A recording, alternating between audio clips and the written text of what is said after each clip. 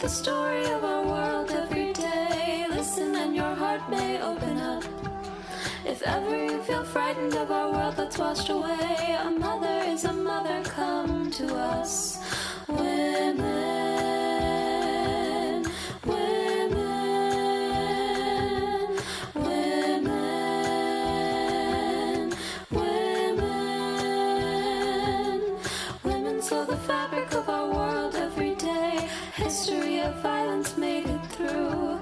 The stories that we share will all live on, and so we say these truths are our gifts passed on to you.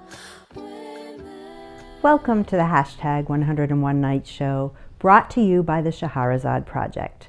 I'm Lisa Liebau, co-founder with Julia Alvarez. We're coming down to the wire.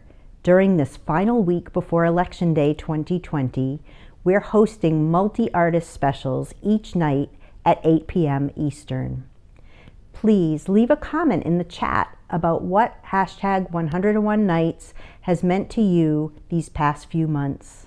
More importantly, now is the time. If you haven't already done so, cast your ballot in this most important election. If there are long lines, bring food, something to read, or better yet, tune in to hashtag 101 Nights to pass the time. We'll be streaming a marathon of all episodes from 1 to 101 all day long on Election Day. This is it. Vote, everyone. This is Julia Alvarez, one of the co-founders of the Scheherazade Project. The Scheherazade Project takes its model and inspiration from the stellar storyteller and activist Scheherazade of the 1001 Arabian Nights. For those not acquainted with this classic from the Arab world, the 1001 Nights collects the stories told by a young woman who is living in a kingdom ruled by a cruel and misogynist sultan. Every night a girl is brought to him and put to death at dawn. Scheherazade hides out in her father's library, reading his many books, learning all the stories. Not satisfied with her own safety and privilege, Scheherazade volunteers to go into the sultan's quarters. She takes her sister, Dunyasad, along. That first night, Dunyasad requests that Scheherazade tell the sultan one of her wonderful tales.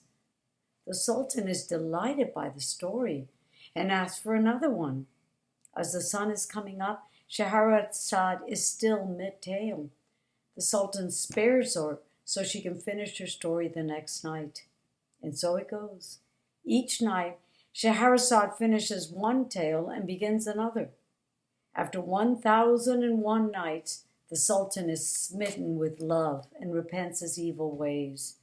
Scheherazade has succeeded in saving not just herself, but all the women in her kingdom, as well as transforming the sultan into a good man, an enlightened ruler, through her storytelling. We women, artists, activists of the Scheherazade Project have volunteered to tell a story in any form, words, dance, music. Originally, these were meant to be live performances in front of the White House, but because of the pandemic, the project is now online, a nightly event. Each night, beginning on July 25th, an artist activist will tell a story. For 101 American nights, until November 2nd, the eve of Election Day, we will use our arts to playfully, fiercely, creatively, lovingly call attention to the dire situation in our nation, its violence towards women, people of color, the undocumented, Mother Earth, weaker nations unable to protect themselves against the rampage and raping of their resources and people. We are inspired by the civil rights movement, the environmental, the Me Too and Black Lives Matter movements. We have no hopes of transforming this president's heart, but our performances are not for him, but for us, we the people. As we approach the next election, we must not sit back ensconced in whatever safe and privileged version of our Father's library we have. We must mobilize and think outside the box. This project is one example, so that we can save our kingdom and affirm the values we hold dear. We must not be pulled by the strong currents of the status quo, the worn ruts of divisive rhetoric and thinking. Together, we can create a groundswell of creative expression to carry us forward, ever closer to the beloved community we must become if we are to survive in this hurting nation and ravaged planet. This is Julia Alvarez reading my poem, 3 Liberties, Past, Present, Yet to Come. 1. July 4th, 1960. Ciudad Trujillo, Nueva York. Papi gave me a little statue of the patron saint of the United States, a guardian angel watching over the land of the free and the home of the brave. Nuestra Señora de Libertad sat on a shelf beside a globe full of snow, the Arabian Nights, la cartilla del escolar dominicano, el jefe's manual with rules for kids to live by. Nuestra Señora watched over me with her star halo, her white robe like a guardian angel's. Instead of rolling eyeballs on a platter like Santa Lucia, or a flaming sword like San Miguel, or a baby Jesus in her arms like La Virgencita de la Altagracia, Libertad held a big book for writing down our petitions. I prayed for toys, candy, snow from the rich country to our north. Papi's prayers came true. We escaped to Nueva York, refugees from El Jefe. I learned her English name. Lady Liberty wore a crown and a long gown like a beauty queen on Miss America. Carved on the cover of her book was the birth date of my new country, July 4th, 1776. Teacher said no one knew if the rest of the pages were blank. She had us take turns guessing. The American Nights? A manual of rules for USA kids to live by? On TV, people were marching, attacked by dogs, bludgeoned by clubs, hosed down like a fire inside a blazing building. I asked Papi, was it true we had escaped the dictatorship? 2. July 4th, 2020. Minneapolis, St. Louis, Houston, Detroit, Austin, El Paso, Washington, D.C., Omaha, Atlanta, Oakland, Indianapolis, Philadelphia, New York City. This year I can't bring myself to sing Happy Birthday to You, though I've been singing it for 20 seconds for months every time I wash my hands. New rules to safely live by in these times of a pandemic, while another rages on, a virus of violence against our darker brothers and sisters, still marching, still unable to breathe with knees on their necks in our name. 8 minutes, 46 seconds, time enough to wash our hands of the matter 26 times. How old will Liberty be before her tablet runs out of pages, filling with the names of brothers and sisters still waiting for their prayers to be answered, for enough breath to sing, Happy Birthday, Sweet Liberty? The nameless at our borders, with Papi's brown face and bigotes, whose America was co-opted, the accent erased from the E, as ours is the only America. Her book has become a graveyard, her torch the fires raging in cities. 3. July 4th, 2020. 21. If we celebrate this year, which liberty will we sing to?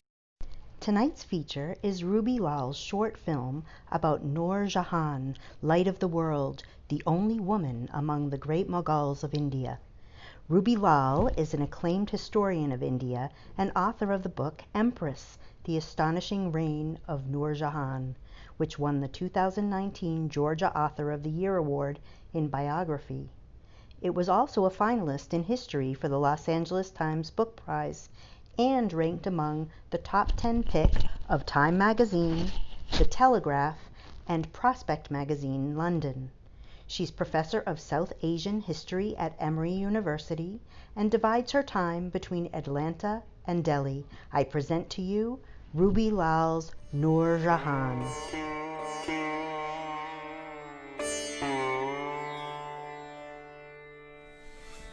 In the winter of 1577, when a large comet passed startlingly close to Earth on a road outside Kandahar in Afghanistan, a girl was born to a couple leaving repressive Persia. They were headed to the land beyond the river Indus, Al-Hind, as the Persians and Arabs called it. The great Mughals ruled the vast northern region of this land, and the empire was, in the main, peaceful, economically prosperous, and culturally vibrant, a welcoming home to people of all faiths and leanings from far and wide. 34 years later, in 1611, the same year that Shakespeare premiered The Tempest, that little girl became the 20th and favorite wife of Jahangir, the 4th Mughal king. By this time, she was a widow and a mother of a girl. The emperor honored his wife with a new name, Noor Mahal, or Light of the Palace. Later, he would dignify her as Noor Jahan, Light of the World, the name by which she became famous. While other wives were secluded behind walls, Noor Jahan ruled the vast empire alongside her husband as co-sovereign. A master shot, she saved her subjects from killer tigers. An ingenious architect, she innovated the use of marble in the mausoleum of her parents on the banks of the Yamuna River in Agra that inspired her stepson's Taj Mahal. An astute politician and devoted partner, Noor led troops into battle to free Jahangir when he was imprisoned by one of his own officers. She signed and issued imperial orders, and coins of the kingdom bore her name. All these were convincing technical signs of sovereignty, recognized by the jurists, the court, and the men and women of India. At last her authority reached such a pass, says a contemporary historian, that the king was such only in name. Repeatedly he gave out that he bestowed the sovereignty on Noor Jahan Begum. Only a generation earlier, Jahangir's father, Akbar the Great, had ordered all royal women, wives, daughters, and concubines to be sequestered behind harem walls. He called them the Veiled Ones. But 3 decades after Akbar's dictate, Noor Jahan was on view in the most male and public of places. A Shia woman married to a Sunni king, Noor Jahan was a remarkable leader in a male-dominated world. She didn't come from royalty like Queen Elizabeth, Cleopatra, or other renowned women rulers, and yet she ascended from the emperor's harem to great heights as an astute politician and favorite wife of Jahangir. A new kind of power was on display. Noor Jahan was the only woman ruler in the long dynasty of India's great Mughals.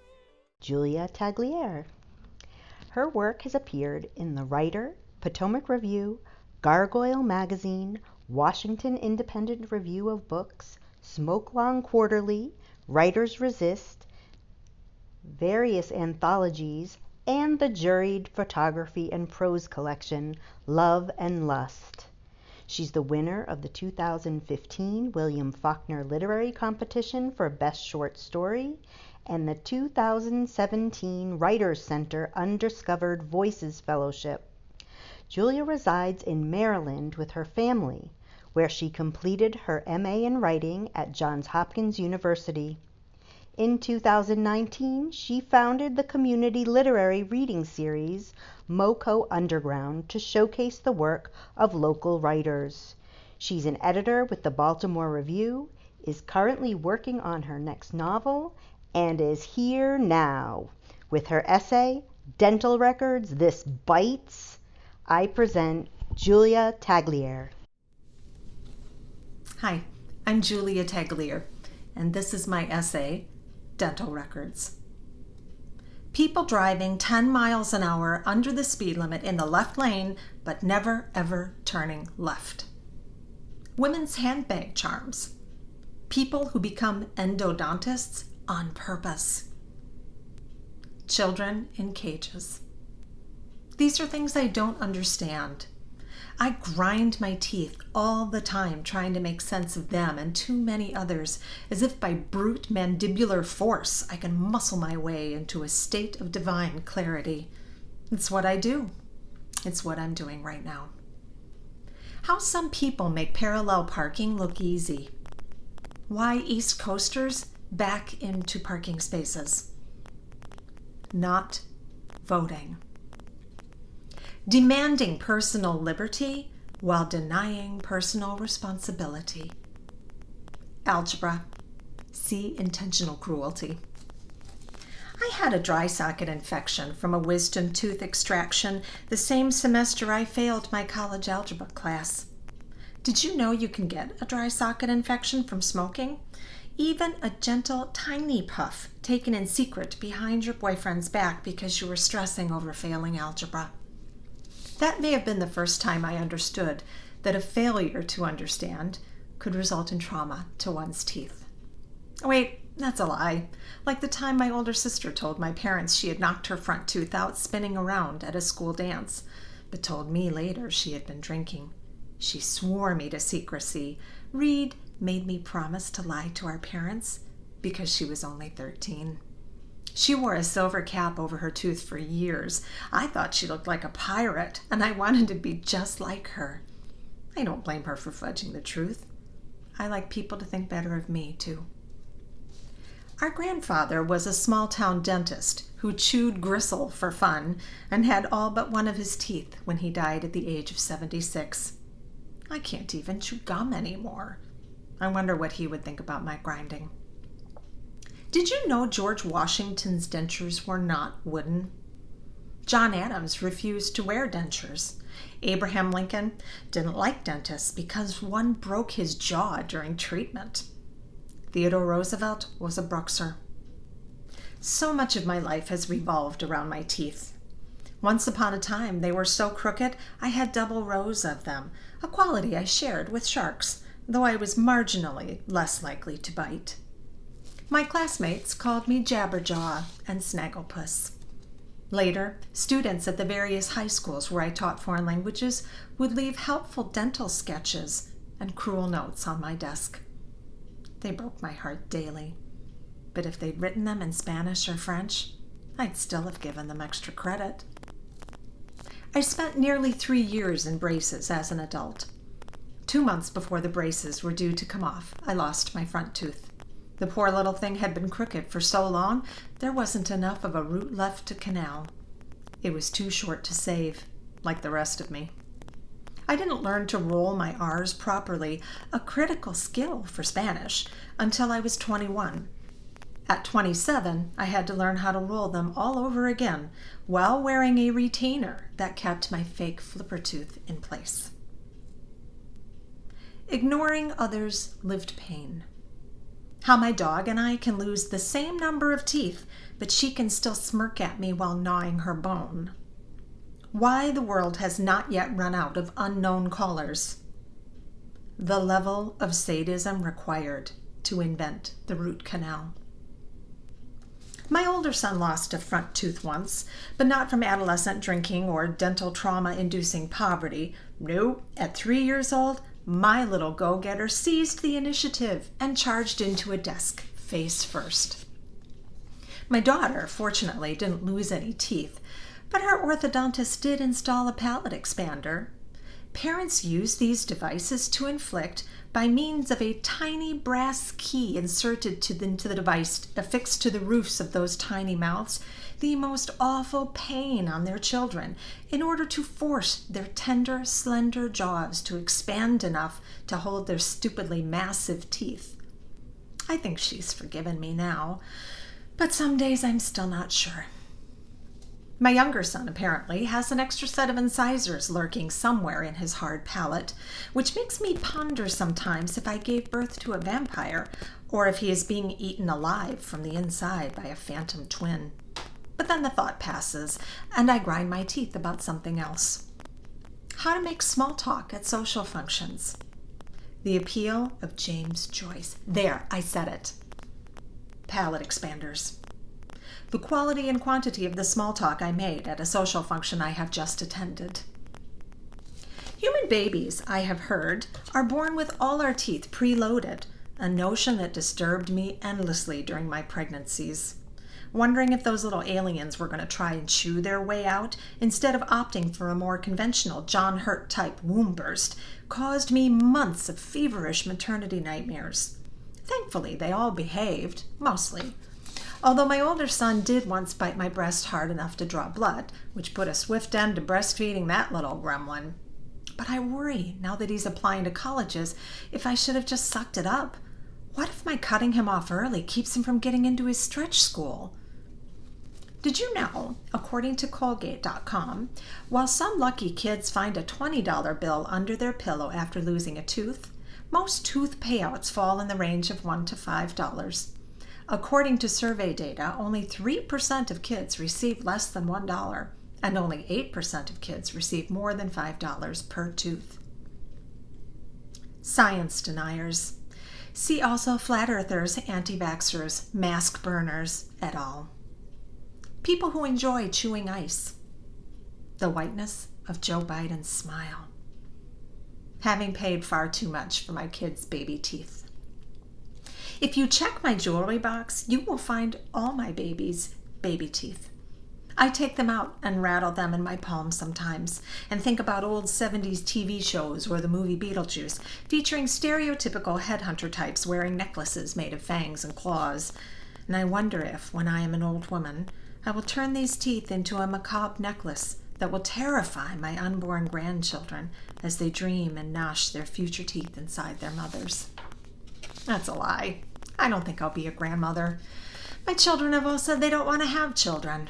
What rational person today can blame them? I said that once too, however, and yet here I am, with a jewelry box full of baby teeth I can't bear to throw away. People who toss garbage out their car windows. Chess.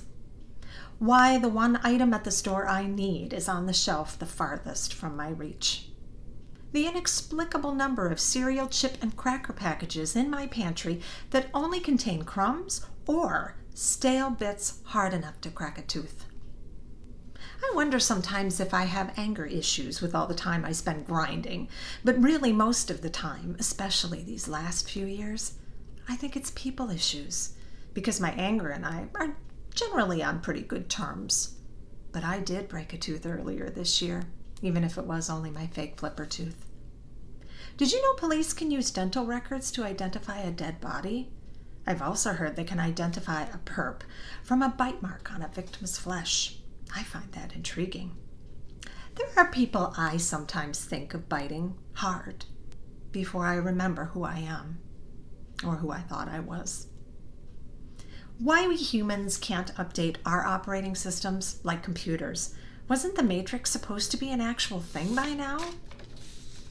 Alternative facts. How so much hatred hid itself for so long. How I gain 5 pounds in a week, but take 2 months to lose them. Wait, algebra, is that you? I'm still not getting anywhere here, though I'm grinding away. The possible causes of my bruxism read like a crazy patchwork quilt, not the kind my grandmother made, those sturdy, weighty miracles of perfect squares and predictable patterns a girl can wrap herself up in when she's sick or scared or so damn tired of not understanding the world around her anymore. They're tortured infinity blankets stitched together from ragged scraps of this and that and the other, mental flotsam and jetsam, tangents and non sequiturs, none of them illuminating a damn thing. They are algebra and statistics and death and hatred, and no matter how hard I grind, I still do not, cannot, will never understand.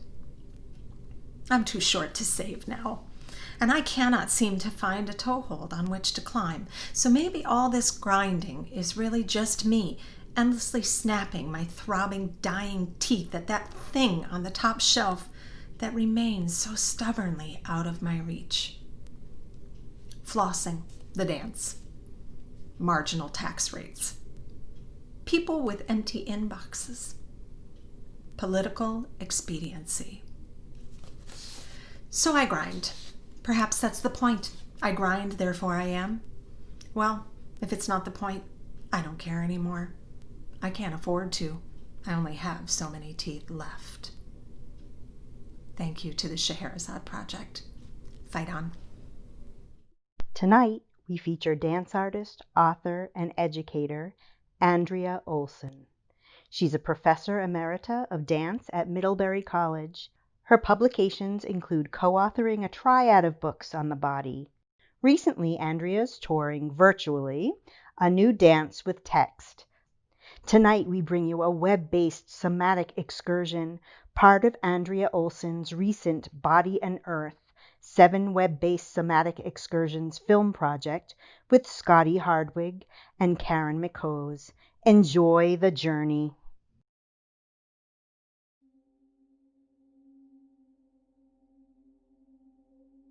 Embracing mystery. If we're going to encourage ourselves and others to feel deeply about people and place, we need practiced forms for creative expression to avoid depression, repression, and aggression. How do we meet, challenge, and cultivate creativity in our lives and work? See or imagine a doorway. As you walk toward the threshold, notice your approach, the passing through, and the aftermath.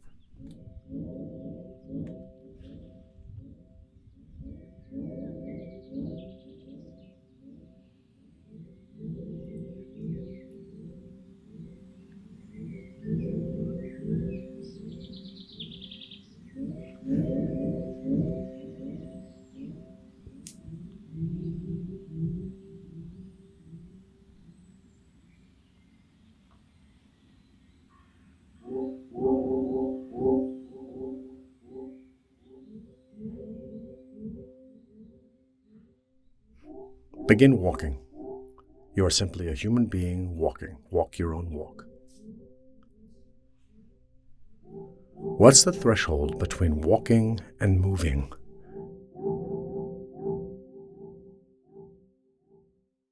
Where does the word moving land in your body? Be bold. You are a human being moving. Does this word change your choices?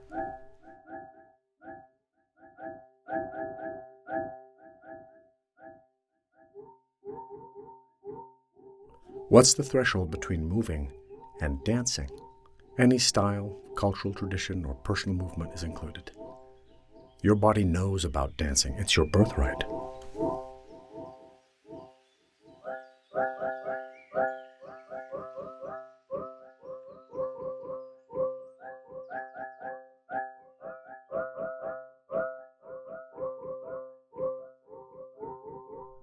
What's the threshold between dancing and raucous dancing?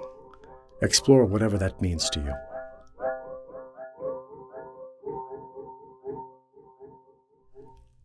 What's the threshold between raucous dancing and performing? You might be giving a talk in front of a group, engaged in a challenging conversation, or premiering a new dance in front of hundreds of people. What's your embodied experience of performing?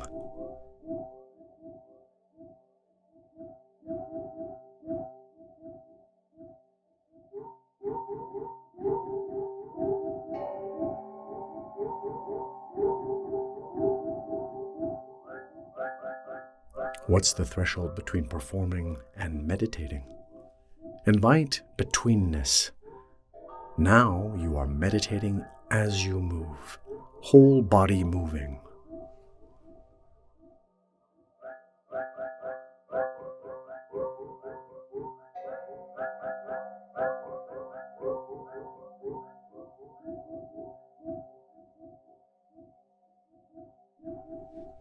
What's the threshold between meditating and walking?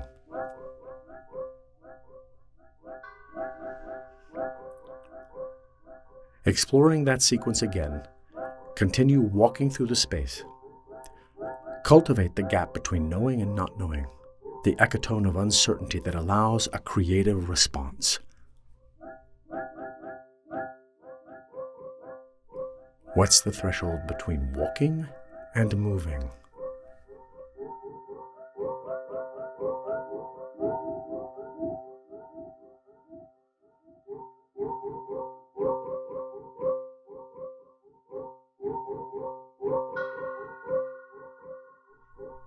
Between moving and dancing.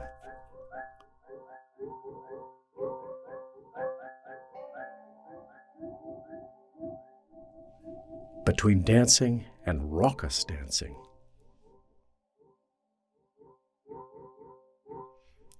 Between raucous dancing and performing.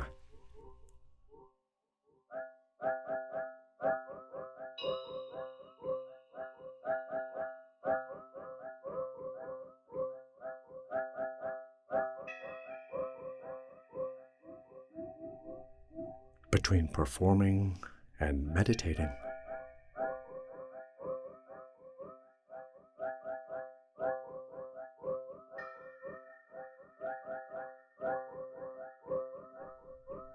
Meditating and being. Dance your own dance. Explore any threshold that captures your imagination. Thresholds return us full circle to the process of arriving, practicing presence.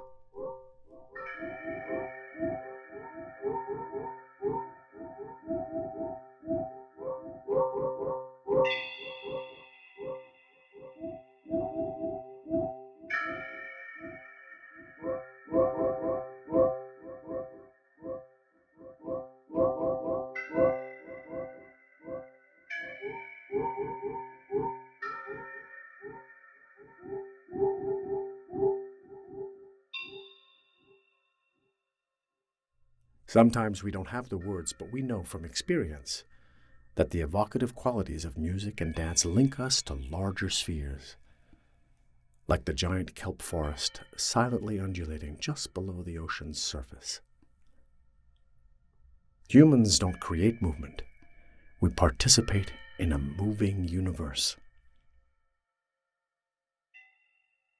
People are nature too, not separate, but same.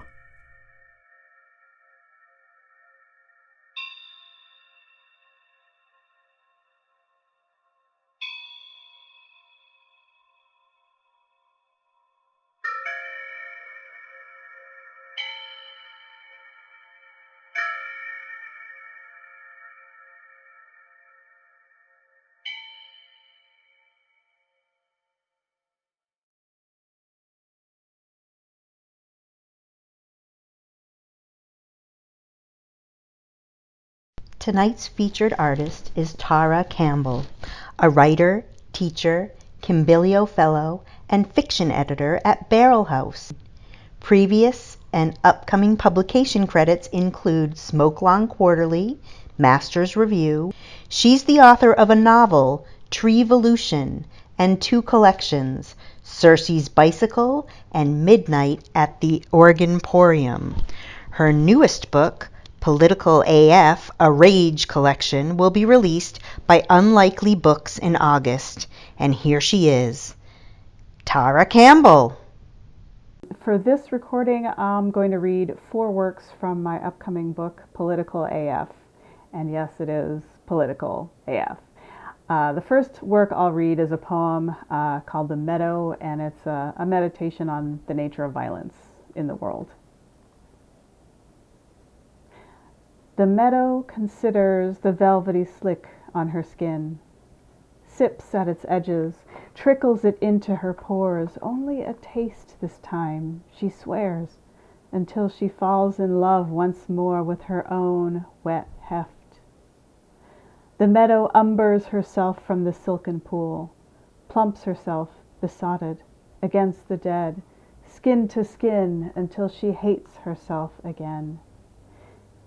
Eve shrieked, and the meadow has hated herself ever since, has drawn the stain down deep inside, sworn never to drink again. She tries to make do with the blood of calving, of roadkill, of fallen chicks. But the meadow remembers the hiss of knife through skin, that lavish spill, that crimson burst of Abel. The meadow hums her thirst and hates herself, thinks dynasty and hates herself, murmurs empire, infidel, and motherland, and hates herself because she knows. She hums her thirst and mumbles tyranny, whispers homeland and hates herself, trills liberty and waits. Glory, she croons. Hallelujah, she cries, and hates herself because she can almost taste it. The meadow sings birthright and hates herself, calls out shall not be infringed and hates herself, and sings and sings and sings until she feels that velvety slickness on her skin, sips at its edges, trickles it into her pores. Just one last time, she swears. The second work I'll read is called Vessels of the State, and I think you'll guess what this is about. One of the things I'm a little angry about in this rage collection, as I call it. This is called Vessels of the State. We will no longer refuse you. We will give birth and give birth to all required infants from all of our partners and all our assailants, and we will give birth to whatever we can, from babies to manna to Bibles to frying pans. We will give birth to world peace and war. We will give birth to more and more and more, and we will give birth to swarms of locusts and shaggy red devils with razor-sharp horns. And we will give birth to dashing steel daggers and gleaming new teeth. And we will give birth to braziers and pitchforks to praise you. For you we will grow as many vaginas as Kali has arms. Our vulvas will steam, sulfuric, primordial, deliver your mandates and scald doctors' hands with Vesuvial pitch. We'll never stop birthing and crossing state lines, dropping your children like landmines until tempests whirl from sin-tainted chasms and chains pour forth from between our legs to hold us down, and still we will bear lava and wait for our lovers, our husbands, our rapists, our fathers, our uncles, our brothers. We'll bear for them too and praise them and raise up new sons and new vessels, just as you command of us, vessels of the state. The next work I'll read is it's an erasure poem or a prose piece, and parts of it are blacked out, but the source material is the President's speech on immigration from January 2019. So as you'll see, I have done an erasure to it, and what's remaining is called A Growing Crisis, a Presidential Address. My fellow Americans, tonight I'm a growing humanitarian and security crisis. Every day we have no way to welcome millions of lawful immigrants who enrich our society and contribute to our nation. I strain public resources and drive down jobs and wages. Among those hardest hit are Americans and Americans. Every week, our citizens are killed by our officers. Over the years, thousands of Americans have been brutally killed, and thousands more lives will be lost. This is a humanitarian crisis, a crisis of the heart and a crisis of the soul. Last month, 20,000 migrant children were used as human pawns by our broken system. This is the tragic reality of my administration. It's a tremendous problem. Our proposal from Homeland Security includes cutting unlawful migration fueled by our very strong economy. Furthermore, we have asked Congress to close safe and humane border security. A concrete wall is absolutely, vastly more than the $5.7 billion we have requested from Congress. The wall will also be elected president. Congress have refused to protect our families and shut down my administration. This situation could be solved. Get this done. Rise above partisan politics.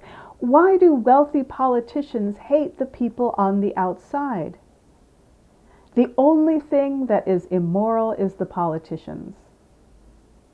America's heart broke, savagely murdered, in California, in Georgia, in Maryland, in the United States. I have held weeping mothers and stricken fathers, gripping their souls. American blood shed. To every member of Congress, a crisis. This is a choice between right and wrong, justice and injustice. This is about the American citizens. When I took the office, I swore to protect what will always help me. Thank you, and good night. I always like to leave on a little hope, so the last work I will read in this recording is called In Contradiction to the Commander's Standards and Wishes. And this poem was born of a few years ago when the CDC was advised not to use certain words in their reports in order to ensure that they would maintain funding. So these 7 words were ill-advised in CDC reporting. So I worked these 7 words and phrases into a poem called In Contradiction to the Commander's Standards and Wishes. I base my poetry on science, in contradiction to the Commander's standards and wishes. I sing of diverse transgender fetuses, write evidence-based verse in praise of science-based wonders, rhyme vulnerable with beautiful, while capital millionaires line their pockets with non-chlorophyllic green and almost forget to chip the children in their trickle-down amnesia. I base my poetry on science in consideration with community standards and wishes, based on faith, in reason, in empathy, in data, in compassion, in knowledge, in questioning, in resistance. Tonight we're featuring Janira Obregon, a New York native. At 6 months old, she was diagnosed with cerebral palsy and spastic quadriplegia. She's been a model since 2017 and models in hopes of changing how people with disabilities are viewed in the industry and anywhere else. Get ready to be inspired. Janira. I'd like to talk to you about what I've achieved in my life, not with a disability, but thanks to it. It might surprise some of you that whenever I talk about my disability, I call it a blessing. When I was born and then sent home, I was sent home as a healthy baby, saying that everything was perfectly fine. As the months went on, my mom realized that was not the case. I had my hands clenched. I wasn't moving, head tilted to one side. So she took me back to see what was going on. They diagnosed me with cerebral palsy and spastic quadriplegia.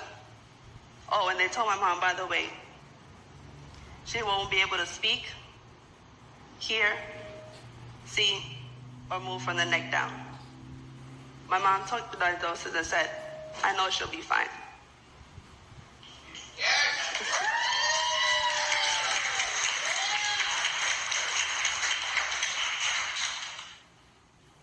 Then she realized as the months went more on that there were signs that I can see. There were signs that I can hear. I was moving.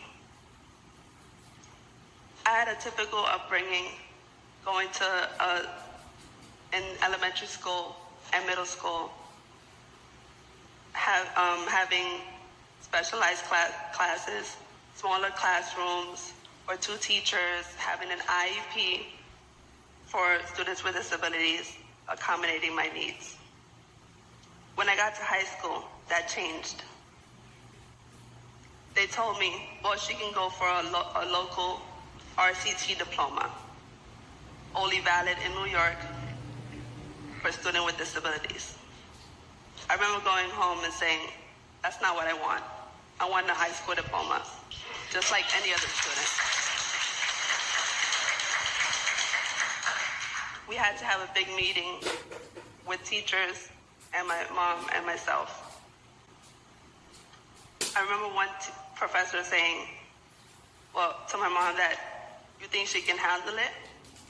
Well, my mom said, if she says she can, then I know she can.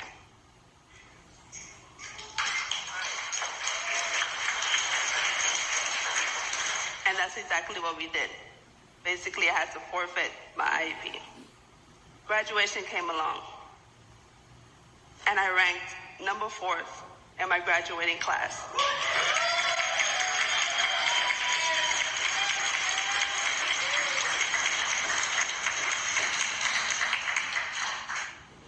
College was another challenge. I soon realized these important words. These are my needs. After that, it was pretty good. I entered 2 different National Honor Societies, had a high GPA, Dean's List every semester. On one particular semester, at the end, the professor was speaking with all his students to talk about their strengths and their weaknesses. When I entered his office, he said, first, I would like to apologize to you.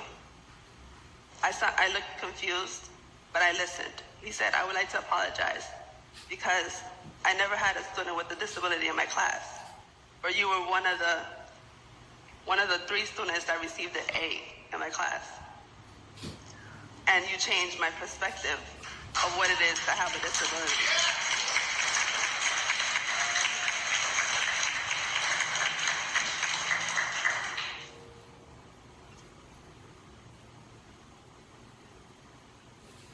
So why do I call my disability a blessing? Because so many of the things I experienced and opportunities wouldn't have happened without it. I wouldn't have entered Miss Amazing back in 2015, winning, and then having the opportunity to go to Los Angeles and winning runner-up. And then again in 2017. I wouldn't have been able to connect with the Runaway of Dreams. And since then, participating in 3 New York Fashion Week shows.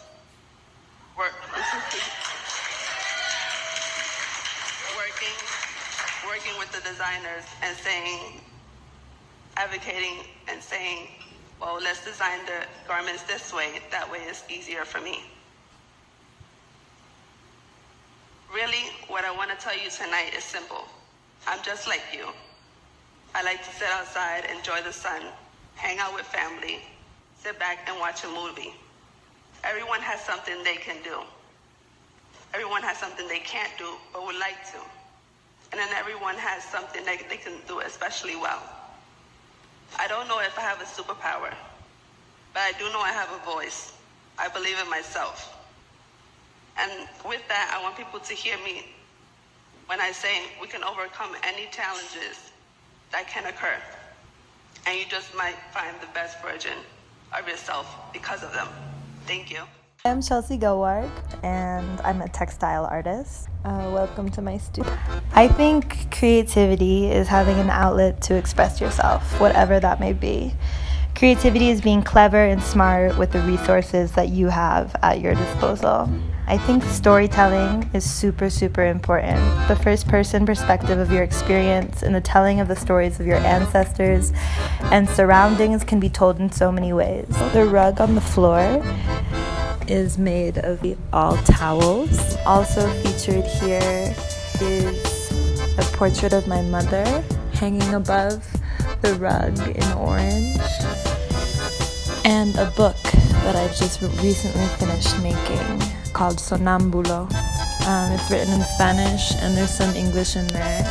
And I wrote that poem for a fanzine that a friend of mine, Caro Berrocal, is creating called Mamadas, about like really strong women. She had asked me to write a poem, so I cut out all the letters of fabric after I wrote it and took a picture of them all together, and then started this 3-month project of sewing them into a book.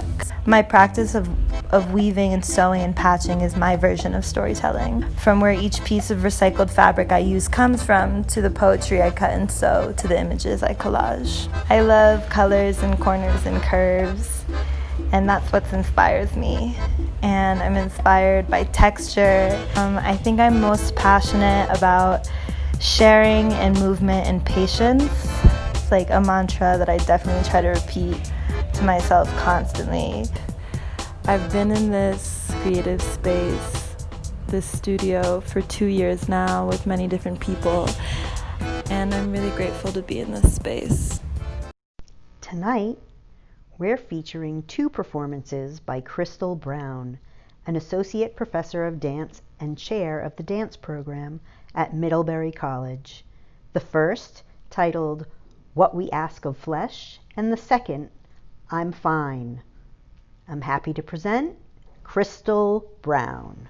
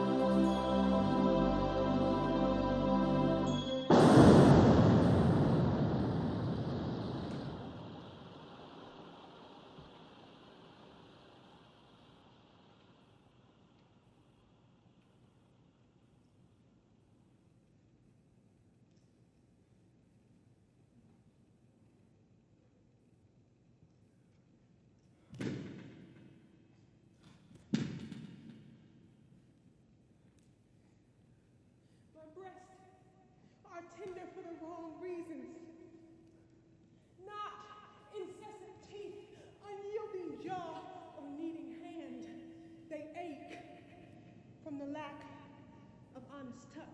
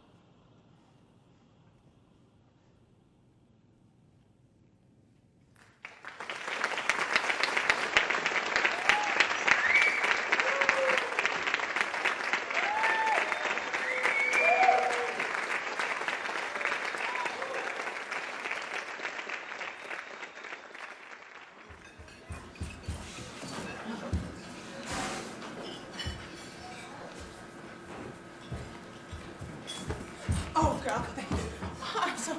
I'm so glad you came. I know this is silly, okay, but I really just need you to help me with this. I mean, people keep asking me this, and it seems simple, but I'm not answering it right. So, just quiz me here. Go with me. Let's see. Ask me how I am. Wait, hold on.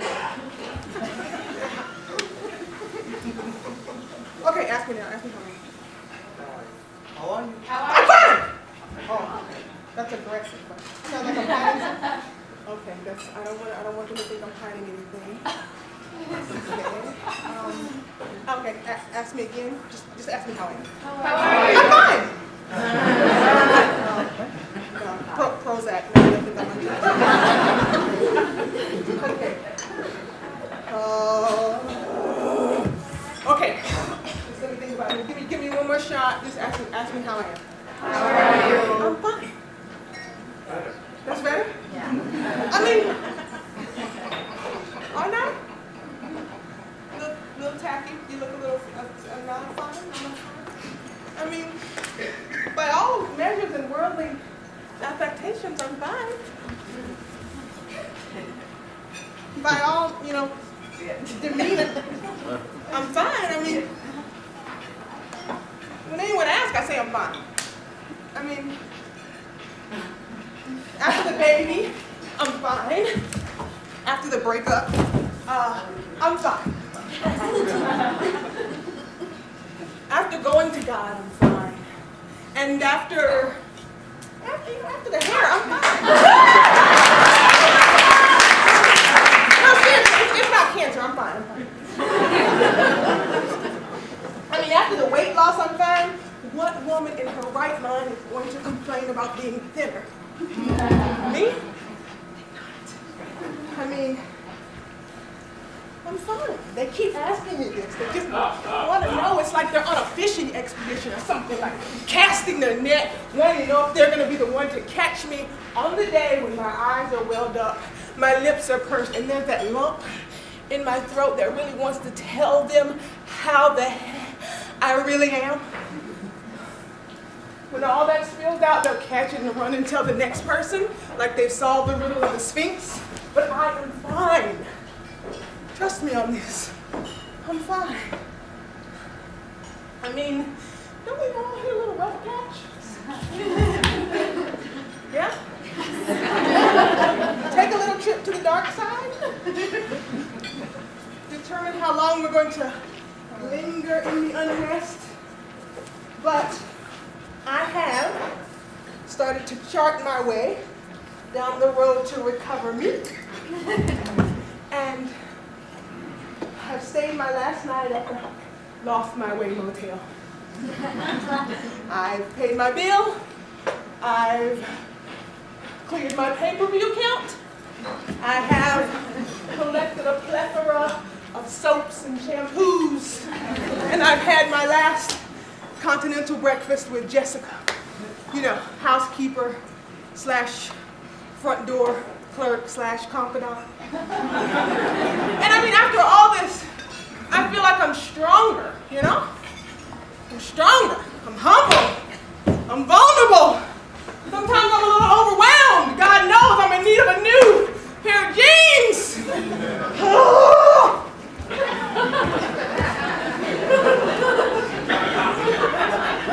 But I'm fine.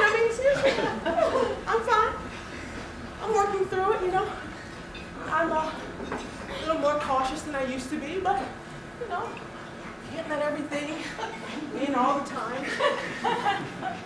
Should probably lock the car more often. I'm determined, that is for sure. I'm determined to make my past and my future into something fabulous. I am determined to refurbish my present with a couple coats of joy, a few new perspectives, and a badge on the front door that says perseverance. I am forgiving, I'm faithful, I'm free, and in my opinion, ain't I fine?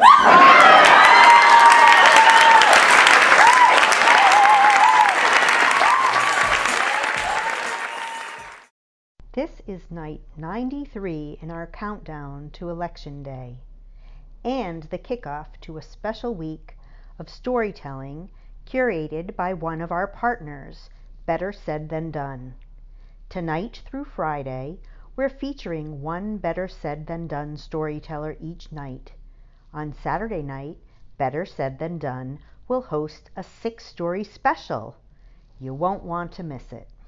We open this special week with a story from Better Said Than Done founder Jessica Robinson, who's performed in many festivals and venues, including Exchange Place at the International Storytelling Festival in Jonesboro, Tennessee, at the Susquehanna Folk Festival Liars Competition, on the World Channel's TV show Stories from the Stage, and as a featured performer in the inaugural Women's Storytelling Festival. Please welcome Jessica Robinson. I am an American, born and bred. It's obvious, right? Just look at me. I am a white, privileged American. I am never scared when I get pulled over by the cops for speeding, which happens more than I should admit to. I have a college degree. I have a good job. No one hardly ever asks me where I'm from, let alone tells me I should go back there. I was born in New Jersey, so going back wouldn't be the worst thing in the world. But where I was born is a different question than where I come from. And the answer to where I come from is a little bit more complicated. My great-grandparents came to America through the Port of New York in 1914. And though they were allowed into the country and welcome to get on the path to citizenship, it became very clear to them very quickly that they were not welcome here. That though they came to this country looking for a better life, people like them, people from where they were from, they were told where to live in a ghetto of sorts with others of their ilk, and the jobs they could get weren't very good. So my great-grandpa, he got a job working in the silk factories of Paterson, New Jersey, where they settled down with others of their type. And my great-grandparents gave up on the dream of having a better life for themselves. But they still wanted that better life for their children, and they knew what they had to do.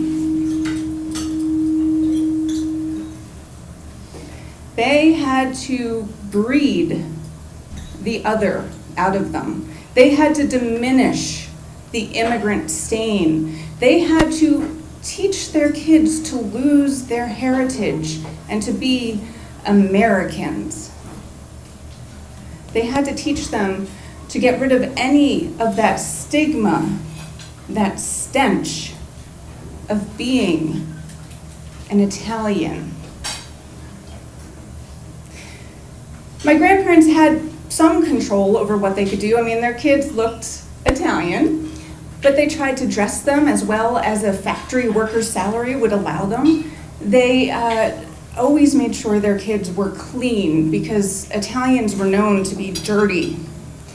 And they insisted that their children only speak English. My Italian-only speaking great-grandparents raised their kids in an English-only household. Of course, when the parents, my great-grandparents, speak Italian and the kids are little, some of that gets through, right? So over the generations, over the years, some Italian has made it down from my great-grandparents' ears to mine. A few of them are very choice words that I cannot share with you because there are children in the audience. But one word from the old country I can share. And that word is probably the most important word in the Italian language. Mangia. If you don't know, it means eat. And Italians, like Americans, like to eat. Of course, I would argue that Italians do it better. Food. Italians do it better. If that is not on a t-shirt, someone please put it on one and give it to me. I would love that. The irony is, of course, that food is part of the reasons that Italians had the reputation they had for being stinky. My dad would tell me stories of growing up in his grandmother, my great-grandmother's house, and how everyone in the neighborhood and on a Saturday afternoon would get out the big pot and they'd throw in the tomatoes, which Americans did not like at the time, and they'd throw in the onions, which Americans did not like at the time, and they'd throw in the garlic. Who would do such a thing? And the house would smell. It would fill with the scent of the sauce. And then if there was any money, they would go to the butcher and they'd buy whatever meat they could afford, which the funny thing is sauce was peasant food. And then as the day wore on, the whole house would fill with this stench. The whole neighborhood of others like them, the Italian neighborhood, would fill with the smell of the sauce. And at the end of the day, the family would sit down at the table. My great-grandpa would serve the sauce, and they'd mangia. My grandpa grew up in that house, and he became a man, and one Friday night he went out roller skating, because that's what you did back in the 30s.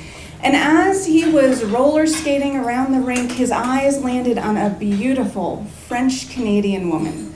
Think Juliette Binoche meets Rosie the Riveter. And as much as Gertrude caught his eye, well, Mario caught hers.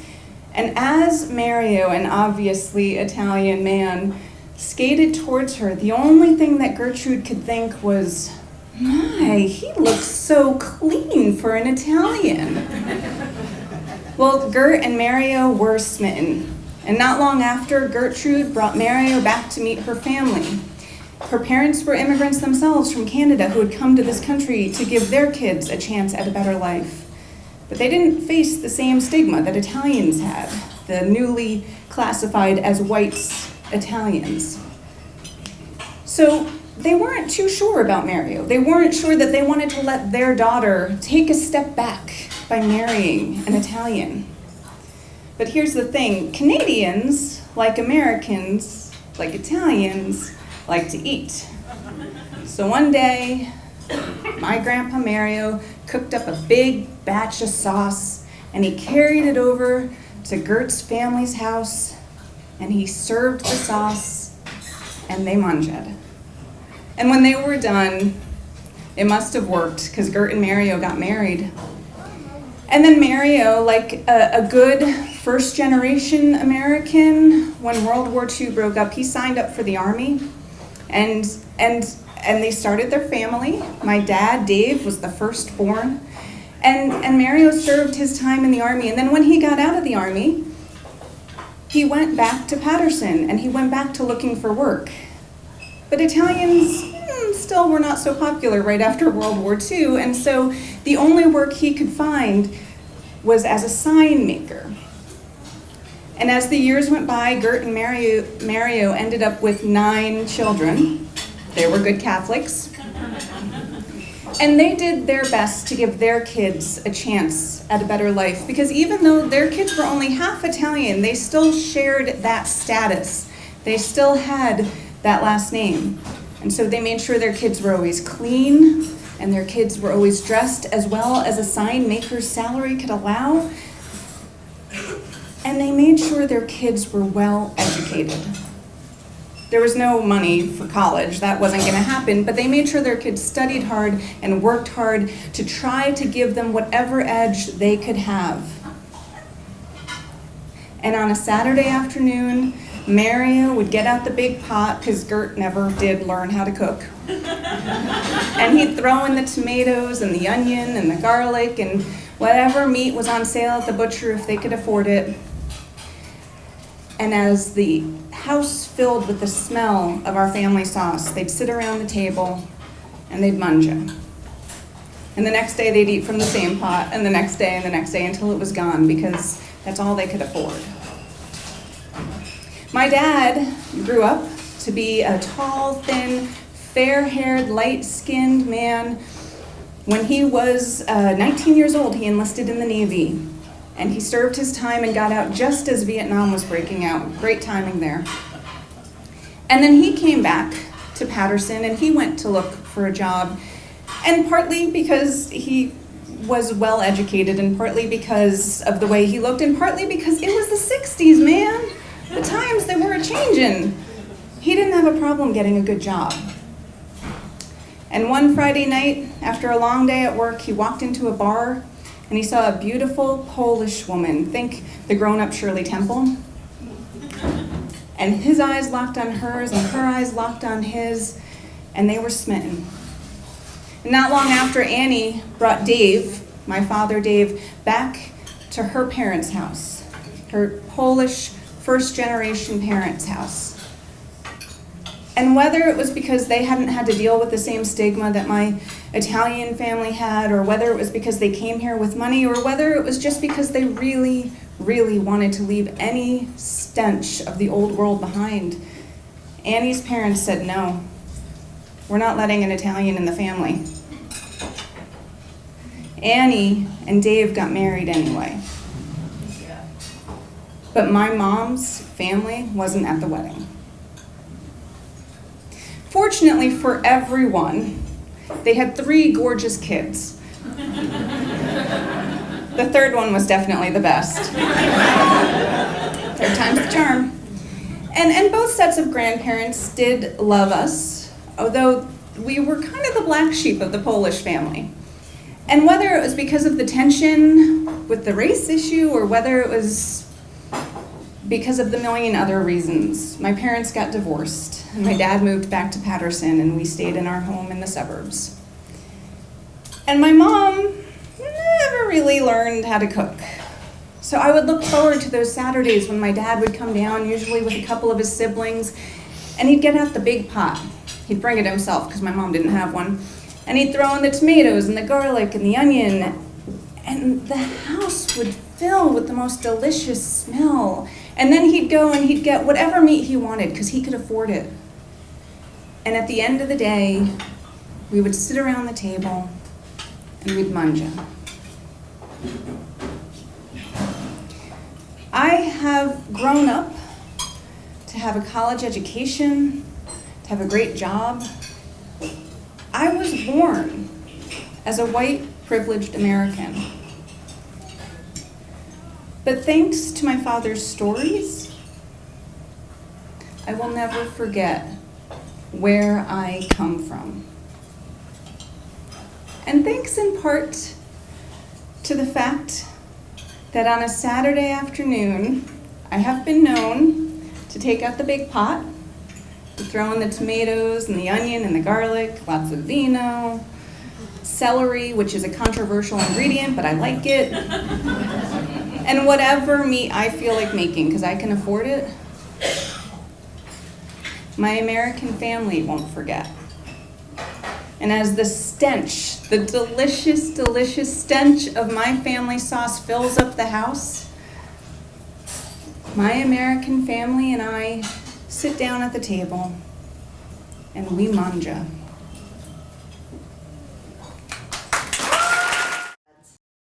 "92 more nights until Election Day." Thank you to our partner, Better Said Than Done, for bringing us tonight's featured artist, Sheila Arnold, a Mount Vernon Research Fellow and a 2019 Hugh Noakes Artists Colony Summer Residence Noted Artist. Welcome to the 101 Nights screen, Sheila Arnold. When he was born, he was a cute, chubby thing. And he had these bright eyes, and his hair was a combination between his father's blonde and his mother's bright red. It was kind of an orangish color. And he was just a chubby little thing, he was. And it was the baby fat that would eventually go away. That's what they said. It never quite did. And from the time he was born, his parents would put clothes upon clothes like my father did for my own son. He would put everything on him. And they had the finest of things because it was the king and the queen of the great kingdom. And they could afford to buy him whatever he wanted. And so they did. And he would put on a different outfit. And so every day, for every different thing he did in his day, no matter how long his day or short it was, he would find something different to wear. And when he would eat hamburgers, he wore one kind of thing. And when he ate pizza, he wore another. And every now and then, he would eat off of fancy things and put chicken McNuggets in them. And he would eat those too. But he always had a different outfit whenever he wore anything. So by the time that he became king, after his father had died and his mother had died, and he had his own queen, and they had 3 children that were soon to be leaving the house, he had gotten to the point where he needed to have around him many, many people that agreed to everything he said. And that he particularly needed people around him that told him how good he was at all the times. And in order to do that, he would change clothes regularly. And he would go out in front of people. And they would say things like, "Oh, sir, that is marvelous. Sir, that is divine. Oh, sir, we should all have that. We should all have that." And that's how it was. And every day he would wear something for breakfast, change his clothes, come for lunch, change his clothes, come for dinner, change his clothes, have a good outing, change his clothes. Until eventually, the people that were the tailors for himself, they said they had no more ideas. So he sent out a proclamation and said, "I will stop all government until I get the right kind of clothes. I want new clothes every day." So people went out trying to find new clothes because everything else had stopped. The people couldn't get things that they needed because he wanted clothes, new clothes every day. Eventually, it seemed like there was no hope until they came. They were rascals, scoundrels, hooligans, scallywags. The 3 of them came to the door. They came to the door of the gate of the castle, and they said, "Oh, we'd like to speak to the king." "Why would you want to speak to the king?" We are tailors." Well, the knight that was there looked him up and down. They did not look like any tailors that he had seen, but he was not about to stop some tailors from going inside. He said, "Go on in." So they went in and they found their way, ushered into the front where the king was, and they bowed. "Oh, sir." Oh, yes, they bowed. For you know, they were rascals, scoundrels, hooligans, scallywags.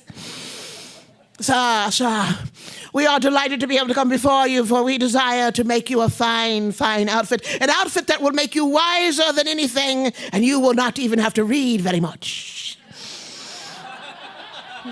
"I would like this. What is this that you can make me that is different than anybody else?" "Oh, sir, what we will make you is an invisible suit of clothes. And the only ones that can see it are those that are wise in your kingdom." You do want to know who is wise, do you not? "Oh, yes, I do. I do want to know who is wise. You will make this for me, will you?" Yes, we will. But we will need some things." "What will you need?" We will need a house that will be far enough away where no one will disturb us for 3 months." "You have it." "And we will need a weave, a loom, yes. We will need that, and we will need the proper sewing utensils." "You have that." "Yes. And we need bags and bags and bags of money." "You have that." And so they were given everything they wanted. And those men went down. You do remember what they are, do you not? Rascals, scoundrels, hooligans. Isn't that a great word? And so they went down and they immediately went inside and they barred the front door and they took the bags of money and they went out the back and had a great time. And about 3 months later, they came back to the house and they just kind of waited. Finally, the king said to the prime minister, "Go down and see where my suit is." "Yes, sir, I shall go see where your suit is." And so the prime minister came down, he knocked on the door. "Who is it?" "It is the prime minister. I've come to check on the king's clothes." Oh, one moment. And so right then they took some water, they popped it onto their faces, they put it underneath their arms, and they put it in proper places so that it looked like they were working hard. One of the men went to the loom and pretended to work the loom, and the other sat slowly sewing. with the needle. And he came to the door. Good day, sir. Please come in. We want you to see the clothes. See, and he brought the prime minister over to the loom. See that fine fabric that we are using. Now, the prime minister didn't see anything, but he knew that only the wise didn't see what was there. And he knew he was wise because he was working for the king. And so he said, certainly is like nothing I've ever seen before. Yes, it is. And look, see how he does the fine stitch, and the one doing the stitch wiped away some sweat.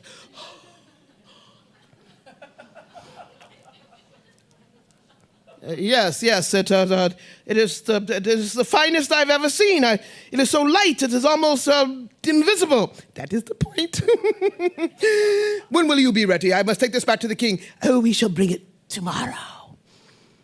The prime minister left, shaking his head, wondering about his own sanity, and should he be working for that king. But he went back and reported to the king all that he had seen, and he told him he would be back tomorrow. And so they worked in that home. The next day, those three men, you remember who they are, don't you?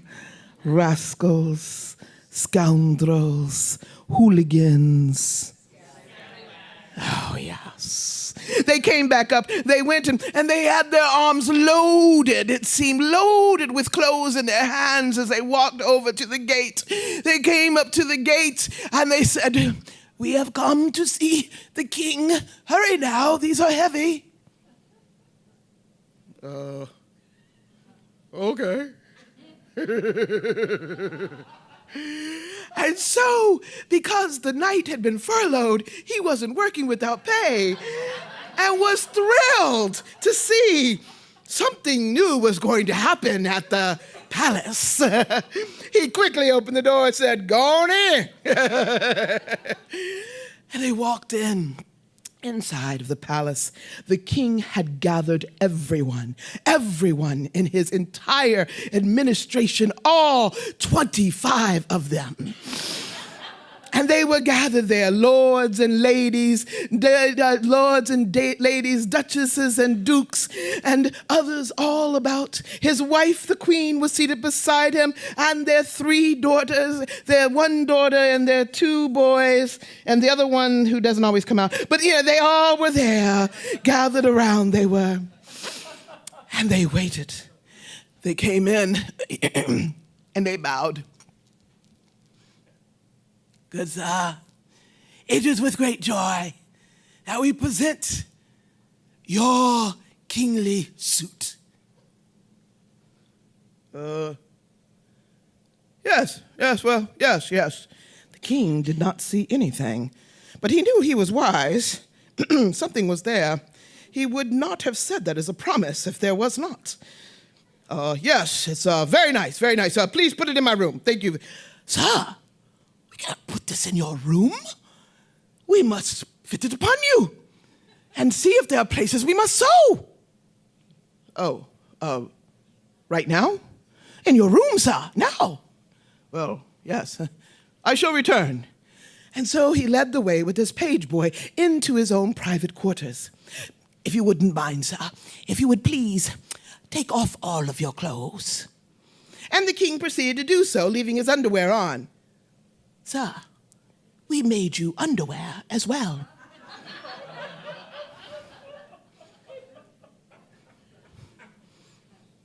Okay.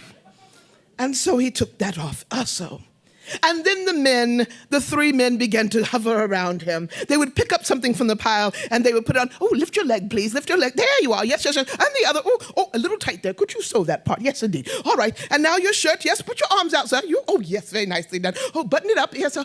We'll take care of the buttons for you, sir. No, it will take some time for you to see where they are and such, and it will come with time and such. Oh, yes, now we shall have," and they put upon him his clothes.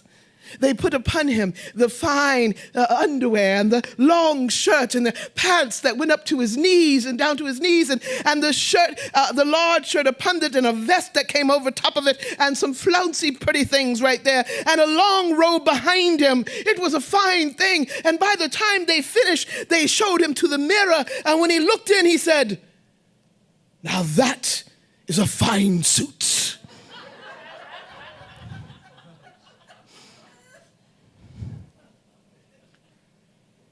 He loved it. And he said, "You all have done quite well. I have left some bags of money for you there. Please come back in with me, and we shall show everyone. Oh, sir, we do not wish to take away from your glory. We will be on our way." And so as the king went out towards the front, where to his audience, the scallywags made their way out the back door as quickly as possible, never to be heard again in some other foreign country by some man name of R in the beginning. And so they made their way, gone, and the king walked out.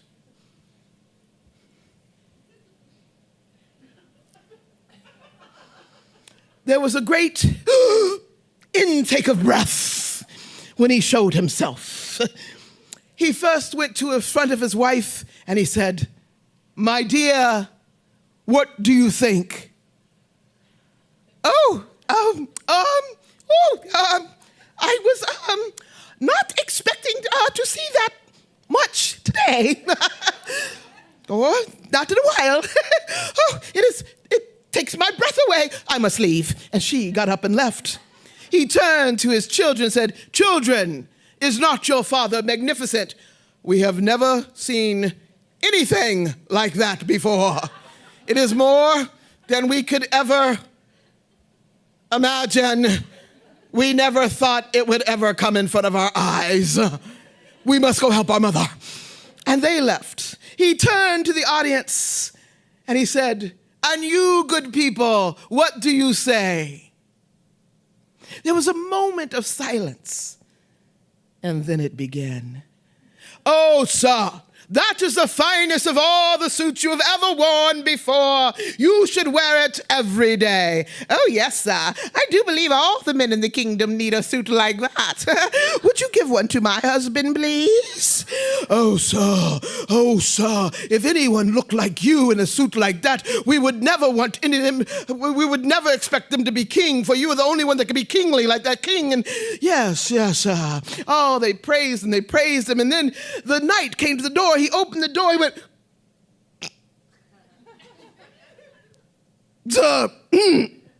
"The people have heard that the government will open now that you have your suit, and they would like for you to show them the suit."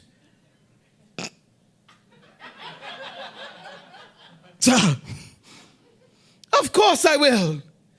The people parted, all gazing with longing upon his magnificence. Or not so much. He did have small hands. And he began to go outside, his page boy behind him lifting up the what is that thing called on the back? The train. Think of the train. That's my part of the story. Lifting up the train that the page boy had to figure out where it was. And he walked out. And as he walked, that first look did the same as inside, and everybody went, "Oh!" Okay, now see, this is the part of the story where you're supposed to be working with me, and y'all did not catch that. So I'm going to try that again. Okay. So they walked out, and everybody's first response was, exactly what I was thinking. But as he began to walk, all the people knew. They knew that if they did not see this suit upon him, they were not wise, and all of them wanted to be wise. They wanted to be what the king thought was important, and so they said, "Oh, sir, there's been nothing like that ever, sir. You are the only one that has that on you at all. Oh, sir, I do believe that more men need to wear that every day. Could you, sir, make sure the men in the field have that?" Oh, they all called out great praises. But there was a little boy, a little boy. He was just a little boy. He wasn't very tall, but he wanted to see the king's suit too. And he wasn't very tall, so he couldn't go. See, he went down under people's legs and around people's arms and through people's all around and up until he got to the front. And he waited for the king to come by. And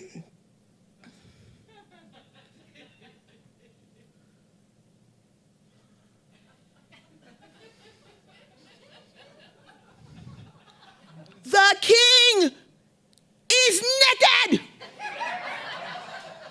The king is naked. Right then the father found the boy, lifted the boy up. Oh, sorry, sir. He's just a child. He knows no better. Daddy, the king is naked. Why are people cheering? The king is naked. He is naked. Yes, he is. He is naked. It is all right. Sorry, sir. He is just a child. But everyone had heard, and they all began to laugh, because indeed the king was naked.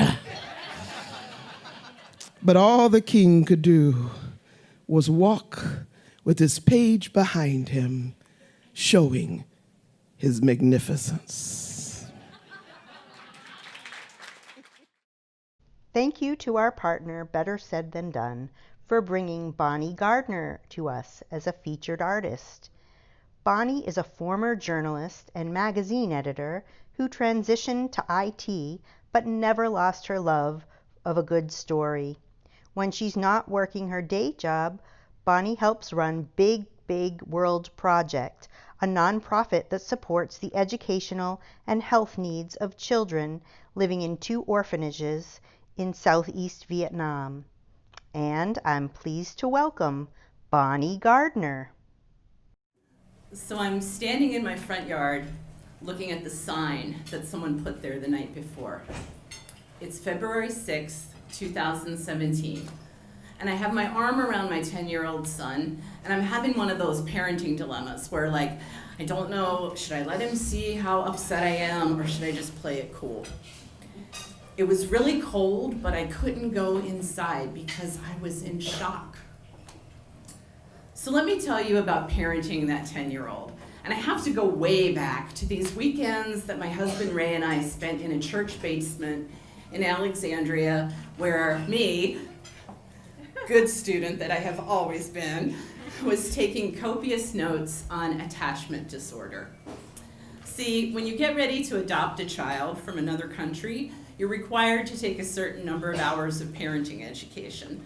And it's not about diaper rash or sleep schedules, although believe me, that would have come in handy. Instead, it's about what it's going to be like to parent a child who's coming from poverty that you can't wrap your head around, who may have been sick most of their life, and who is likely going to have some effects of orphanage care. And the class was great. I learned so much. But there was one topic that we didn't really address that much, and it would blow my mind if this is not part of the curriculum now, and that's race. Particularly what it was going to be like for those of us in that basement, all well-meaning white people, to parent kids of color. But it just wasn't part of the curriculum. I mean, it was 2007, we were on the verge of electing our first black president. I mean, we were coasting into post-racial America. So it was very easy for me to fall into the mindset that the adoption community kind of snidely calls rainbows and unicorns. And that's this mindset that no matter what challenge your child faces, you're going to be able to fix it with love.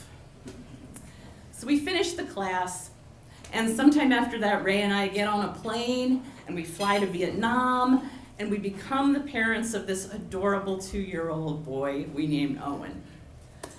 And for a while, things really were rainbows and unicorns.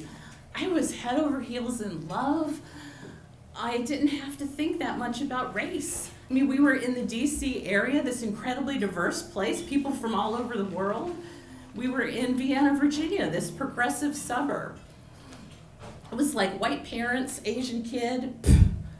People didn't look at us twice. But then Michael Brown was killed in Ferguson, Missouri, and the Black Lives Matter movement ignited, and I started to pay attention. And then the rhetoric of the 2016 campaign kind of went off the rails. And me, well-meaning white lady, raising a kid who's not white, started to think, this is going to be a little harder than I thought it was going to be. Bye-bye rainbows. Bye-bye unicorns. Which brings me to February 6th, 2017, looking at the sign that someone has put in my front yard overnight. Trump had instituted the Muslim ban about 10 days before, and the sign was a Trump-Pence campaign sign, but they had papered over one side of it. So it still said Trump-Pence 2016, but on the other side, the papered side, in fat black Sharpie, it said, ban them all. Who would do this? Who would do this to a kid? Who would do this so that when my beloved 5th grader, my Vietnamese American child, my naturalized citizen, came out the door to catch the bus in the morning, that would be the first thing that he saw? Ban them all? So what did I do? Well, I let Owen see how upset I was. And then, because I am a middle-aged white lady, I called the police, and I got on social media. And I took a picture of the sign and I posted it to a local Facebook group with a caption that said, "What the actual fudge?" My mom's here tonight. And within minutes, I started getting comments and people were just aghast. How could this have happened in Mayberry, RFD, Vienna? This is terrible. And all the outrage made me feel better. And then the next morning, a mom of a kid in Owen's class called me, a woman I'd never talked to before, but she looked me up in the school directory after seeing the Facebook post and called me to give me her support. But she was also hatching a plan. So that night, Owen and Ray and I were having dinner and we heard noise out in the front yard. And we were like, what now? Wait, that sounds like kids. So we crept to the front door and we looked out and our yard was full of kids. Dozens and dozens of kids from Owen's school and their parents, including the mom who called me and put the whole thing together. And they had balloons and they had bouquets of flowers. And most of all, they had signs. And they were putting these signs in our front yard. And the signs said things like, "You are welcome here. You belong. You are loved." Y'all, it was magical. We were all out in the yard and the kids were hugging Owen and I was hugging the moms, and I think at one point the kids all sang a song and I thought my heart would burst.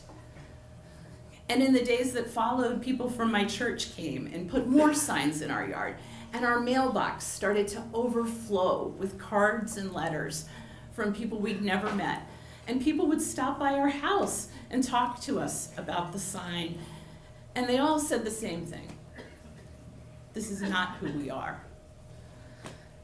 I was so humbled by the support that I started to deflect it. I mean, the Muslim ban was still going on. Things were bad for a lot of people. We're fine. But then I realized something. It wasn't just that people wanted to comfort Owen or our family. They needed to comfort themselves. This is not who we are. So we never found out who put the sign in our yard, but whoever you are, you changed me. After the sign, good student that I am, I doubled down and learned everything I could about systemic racism and nationalism. I joined a Facebook group of adult adoptees of color who have kicked my butt as they've taught me all the mistakes that well-meaning white parents can make when they're not attuned to the racial issues their kids face. I took a class in white privilege. It's a thing. You know, before the sign, I thought I was woke, whatever that means, but I don't know anything. I will never know what it's like for Owen or any person of color or any naturalized citizen to make their way in America. I have so much to learn. I make mistakes all the time, but I am working as hard as I can to become the ally that my kid needs. And it isn't easy. I mean, there are days when our national discourse takes a dive and I think, maybe this is who we are. Nah, because in my heart, I still have some rainbows and unicorns. The America that I believe in, the one that values each and every individual, the America of equity and equality for all, it is right over the horizon. It wears the faces of beautiful children holding flowers and balloons. We may not be there yet, but I know we're going to get there. I have literally seen the signs. They say, you are welcome here. You belong. You are loved. Thank you. Thank you to our partner, Better Said Than Done, for bringing this next storyteller to hashtag 101 Nights.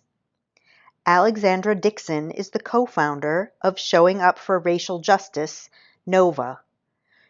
She sees storytelling as a vehicle for social change. In response to the question, "What does storytelling mean to you?" Alexandra answered, "By telling my story, by telling my truth, by bearing witness to my life, I hope to educate and change things." And now, Alexandra Dixon. I have loved dogs since I was very, very young. There's a video of me, and I'm 3 years old, and I'm in Salt Lake, and every time a dog walks by the window, I turn to my mom and I say, "Guau, guau, guau, guau." Guau, guau is the sound a dog makes in Spanish. You see, I'm half Latina. My mom's from Bogota, Colombia. That's where I was born, and my dad was from Salt Lake. So when I was 4 years old, we moved to the DC area into an apartment. And I started with, "Mom, I want a dog." And she said, "Honey, we can't have dogs. We live in an apartment." Never mind that we could have had a dog. She just would have had to pay an extra $25 a month, which she wasn't willing to do, never mind the responsibility of a dog. So then, in about 6th grade, we moved into a house here in Fairfax, and I started again, "Mom, I want a dog. I want a dog." And she was like, "Honey, we can't have a dog." So Dad had been separated from Mom and had come to live with us again, and we one day got a phone call from one of my mom's friends saying, "Do you want a dog?" And I said, "Yeah, I want a dog." And she said, "There's a dog waiting for you in Maryland." So Dad and I go up to Maryland and we meet Sweetie. Sweetie was a Beagle Terrier mix who was found on the side of a road in Maryland, unfortunately with 8 buckshots in her, but luckily found by the wife of a veterinarian, so nursed back to health. And it turned out that Sweetie didn't really like other dogs. So when we got her, we were told, "You can have her, but you can't have other dogs." So I finally got my dog. At first, Mom wasn't very happy about this, because you see, in Colombia, dogs are working dogs. You don't have them in your apartment, they're not your best buddy, they're out on the farm, they're out herding and they're helping with farm things. And so she was like, "This is gonna be an outside dog, right?" Well, it started in the garage, and eventually we let the dog inside the house, because that's what you do here. And so a few years later, so this was 6th grade, so this is now, say, 9th grade. And the dog and I have become best friends. I have a disability called spina bifida, and so that means that I've had lots of surgeries. And so one day I had a surgery, and my mom calls and says, "This dog is missing you terribly. She's howling at your door. We don't know what to do." And I was like, "I'll be there as quick as I can." And when I came back, this was the best dog ever. She got on my side and she refused to leave it unless they were bringing me the pain meds. Very good dog. Smartest dog you will ever meet, because she learned to open every door in the house, including sliding glass doors. French doors, bathroom doors, yes, while you were using them, bedroom doors, and her coup d'etat was the refrigerator door the day after Thanksgiving. So I get home the day after Thanksgiving. Mom had gone back to work. She didn't get the day after Thanksgiving off. And I come home and there's turkey all over the kitchen floor and the dog with the tail in between the legs. And I'm like, oh, sweetie, what have you done? And I said, I can't tell my mom that the dog did this, because if I tell my mom the dog did this, the dog is gone. So I said, what do? I said, I gotta call my mom. So I called her and I said, Mom, I ate all the leftover turkey. And oh, by the way, I broke a dish. So the next day, I figure before I go to school, what do? I said, okay, I gotta put a chair in front of this refrigerator because a 25-pound Beagle Terrier mix is not gonna be able to move a chair from the refrigerator. Wrong. I come home and there's green beans all over the kitchen floor and the dog with the tail in between the legs. So I call my mom and I'm like, Mom, I ate all the leftover green beans and oh, by the way, I broke a dish. Okay, honey, all right.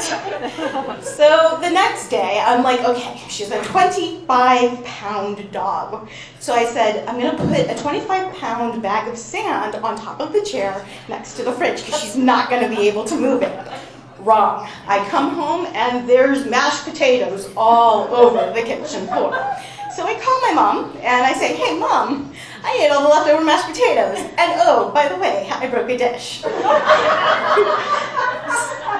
So at this point, like any good parent, Mom's kind of freaking out just a little bit. And so by the end of that week, I had an emergency appointment with a psychologist. And the psychologist says to me, hey Alex, what's going on here? And I said, it's not me, it's the dog. And she goes, don't you think you should tell your mom that? And I said, no. If I tell my mom that, this dog is gone. And so the week after Thanksgiving is always the concert at Wolfcat for the holidays. And it's a family tradition to go. So Mom and I had gone. And we're coming back from that holiday concert. And I'm racing in the house just to see what this dog has done. And we had taken out some ground beef earlier in the day, and ground beef is all over the kitchen floor.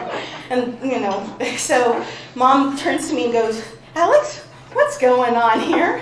And I said, it hasn't been me eating all that food, it's been the dog. And she said to me, I don't believe you. So then it gets to be about Christmas time, and Mom catches the dog in the act. And that is why we have a lock on our refrigerator door for years after the dog died. Thank you to Better Said Than Done for bringing Arthuretta Holmes Martin to 101 Nights. She's been an advocate for human and civil rights for over 30 years.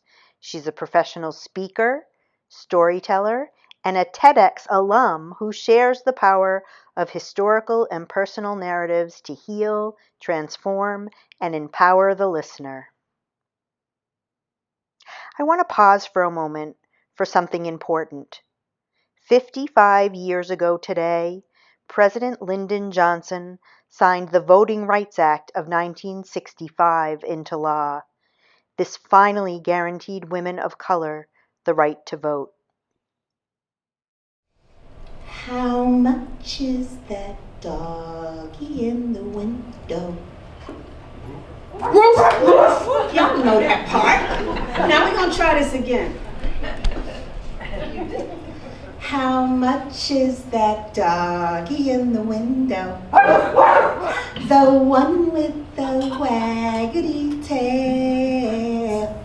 How much is that doggy in the window? I do hope that doggy's for sale. Doris Day sold probably thousands, if not millions, of dogs in the early 60s and late 50s. maybe 3 years old when I first heard that song. And I begged my parents, oh, I want a puppy so much. Oh, please, please, can I have a puppy? They said, no. No dogs in the house. I said, oh, but I want one so bad. I see the doggies in the windows and I really, really, really want a dog. So one day, they decided they would get me a dog. And they brought that dog in a bag. And they handed me the bag and I was so excited. I opened it up. It was one of them dogs you roll and it's in a little basket and it pops out the basket. That's not the kind of dog I wanted. I wanted one that barked. My parents just didn't get it. They brought home a sister. No dog. They brought home a brother. No dog. And then they brought home another sister. They didn't get it. I begged for that dog. But by the time I was 6 years old, they decided, okay, we'll get you a little dog.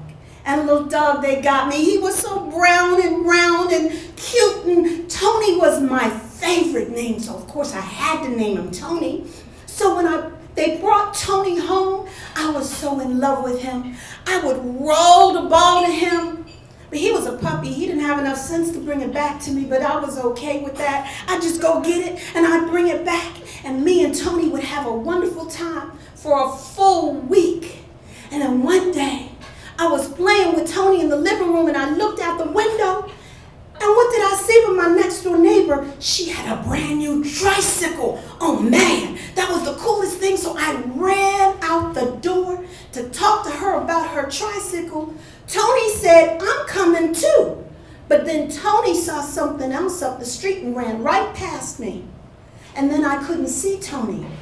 And then the next thing I know, my mother ran out the house and grabbed me and brought me in the house. My father ran down the street. When he came back, he didn't have Tony. I cried, and 3 or 4 weeks later, and I then began to beg again. May I please have a dog? May I please? No more dogs in this house, my parents said. So I finally gave up. Years went by. Decades went by. Went to school, went to college, got married, had 1 son, 2 sons, then I had a third. Well, that third was just as wonderful as she could be. She reminded me of this movie I used to look at called Lady and the Tramp. Do you all know anything about Lady and the Tramp? Well, Lady was a lady because she had that tramp wrapped around her finger. That man would follow her anywhere she wanted him to go. She actually had him suck spaghetti up to him. I said, I want me a dog like that. That's what I want. Next thing I know, my daughter, she want one like that too. So we had that in common. Oh, how we loved Lady. We dreamed of Lady. But I didn't dream so much of Lady that I wanted one in my house. That was until the day I walked past a puppy in a window. I tiptoed in and I said, how much is that doggy in the window? They said $700. I couldn't help myself. I wrote out the check. And then I had my dream. That lady came in my home and we named her Sheba. Sheba pranced around our home just like Lady did. She had everybody going all behind her, doing everything that Lady wanted done. Oh, it was a beautiful thing. And Makita just played with her and loved her and treated her just like her baby, and so did I. It was only 4 years later that Sheba started coughing. And when she coughed up mucus. And when she sneezed up mucus. And I said, something's wrong with this. I need to take her to the vet. So I took her to the vet. And the vet told me that Sheba had cancer of the lungs, and she wasn't going to live but 2 months more. And I said, that can't possibly be. She's too young for this. She says, I'm awfully certain that this is the case, but I will just send you to a dog oncologist. Who knew there were dog oncologists? But there are. So I took Sheba to a dog oncologist. There was no price too high to save my dog. What did the dog oncologist charge me? $200 to tell me my dog was going to die in 2 months, and gave me all the signs that I needed to look for as she began to go downhill. And once I got to the point that I no longer wanted to see her suffer, they would help me ease her burden. So I cried. I cried. I had such a hard time with this. I couldn't believe it. The worst part was this was my baby. This was my lady. This is who I dreamed of. And the worst part is I had to tell my daughter. So I called her boyfriend for advice. He took care of that for me.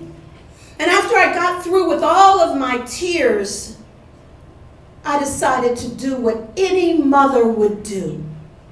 I Googled dog with cancer.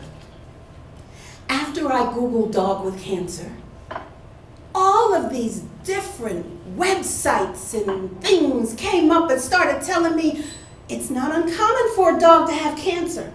These are the things you do. First, you take them off dog food, you feed them rice, you feed them liver, you feed them eggs, and then you sprinkle this fairy dust called artificial salt. And that's what I did. And after 2 weeks, 3 weeks, 1 month, 2 months, Sheba began to clear up the phlegm. She started to stop coughing. 4 months later, Sheba is bouncing around, and I had to go away on an event, and I took her to be boarded at the same vet that told me she wasn't going to live past 2 months. And I thought they would be happy. But I get a phone call. Mrs. Martin. Yes. What did you do? What do you mean what I do? There is no sign of cancer in Sheba. What did you do? I said, I Googled dog with cancer, and I sprinkled fairy dust of salt-free on her food. And guess what? Today, Sheba is 11 years old with no signs of cancer.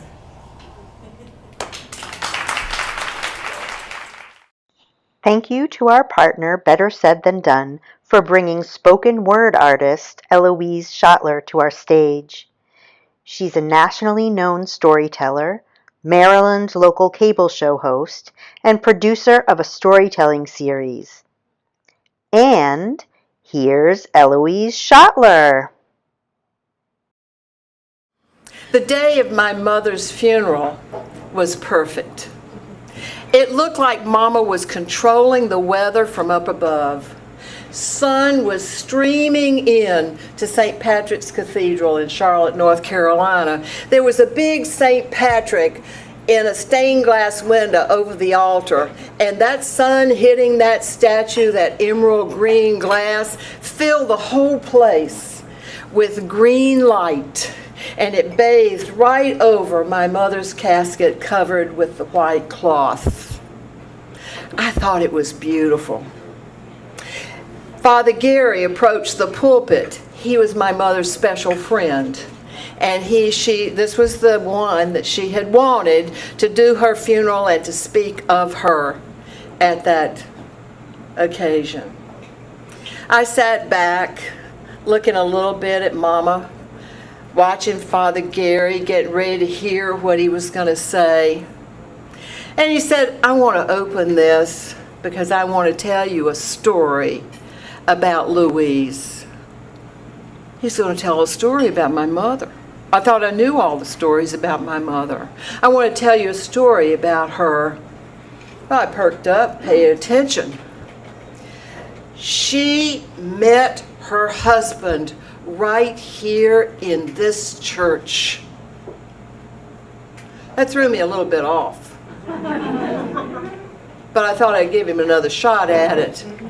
They were married 57, 58 years, and she met Bob Diggle right here in this church. She told me, she said, I came into the church, he was there, I looked at him, he was the most gorgeous man I'd ever seen.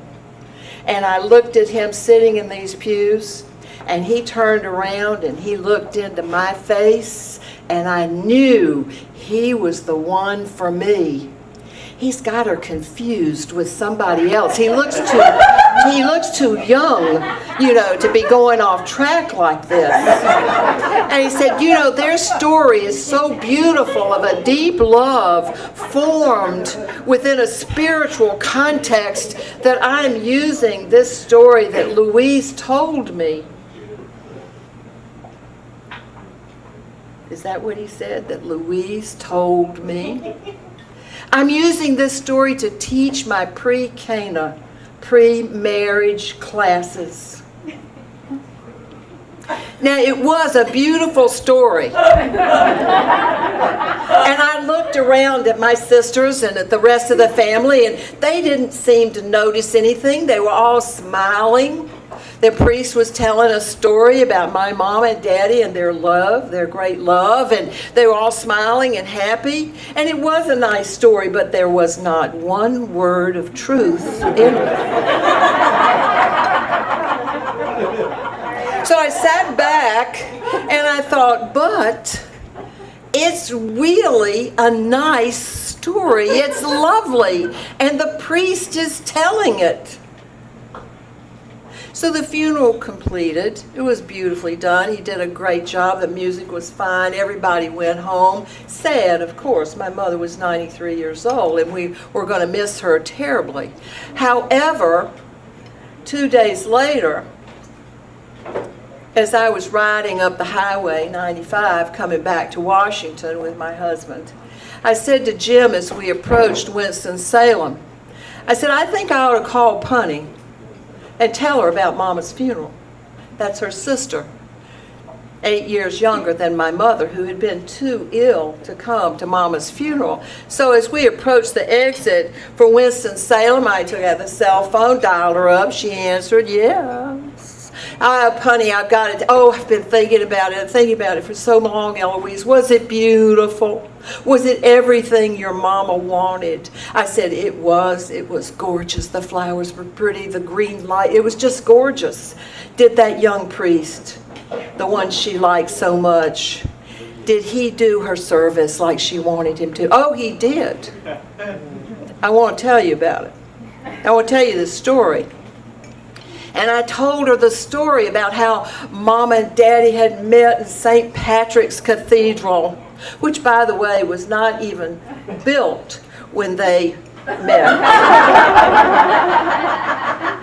And he went on and told her everything that Father said and how he was using it to teach her pre-Cana classes. And as I'm talking and telling her the story, I'm hearing the silence growing colder and deeper on the other end of the phone till she can't stand it another minute. She said, not a word of that is true.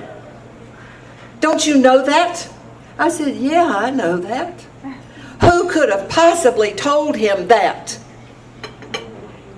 Mama did. Oh. Well, I just want to go on record and tell you how it really was. I was there. I was 9.5 years old when your mother and father walked back into the living room at home to tell Mama and Daddy that they had eloped, that they had run off down to South Carolina, got married. You should have seen Mama. She was furious. Louie, what have you done? You're going to college in 2 months to Winthrop, and you just got married. And Robert Diggle, what are you thinking of? Your family is so staunchly Catholic. Louie's not a Catholic. Oh, Louie's not a Catholic. She's not a Catholic. You've got to go and get married by a priest. And that's what they did, Eloise. I was standing right next to your mother 2 weeks later, when they were down in the rectory in the living room of St. Peter's Catholic Church getting married. You know, I just can't believe that. Are you sure? I am sure Mama told him that story, Punny. And isn't it beautiful? Well, I just want to go on record. I mean, I'm not going to let this go by without telling you the truth. And I said, honey, I know that story. She said, there's only one piece of truth in that. And it's the fact that your daddy was the best looking young man I have ever seen. And your mother did love him. She was so in love with him till the day she died. But don't kid yourself. She didn't have an easy life with that one.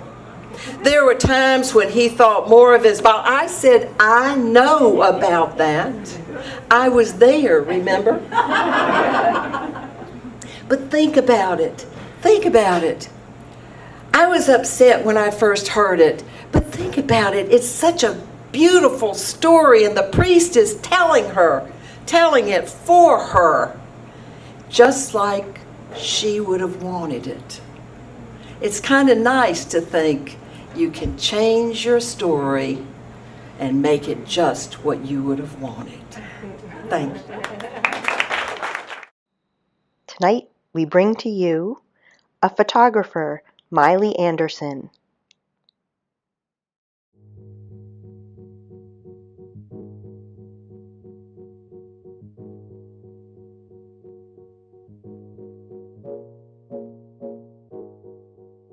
Not only being a witness is so important nowadays in marches, rallies, and sit-ins, but also being able to document it in any capacity and form.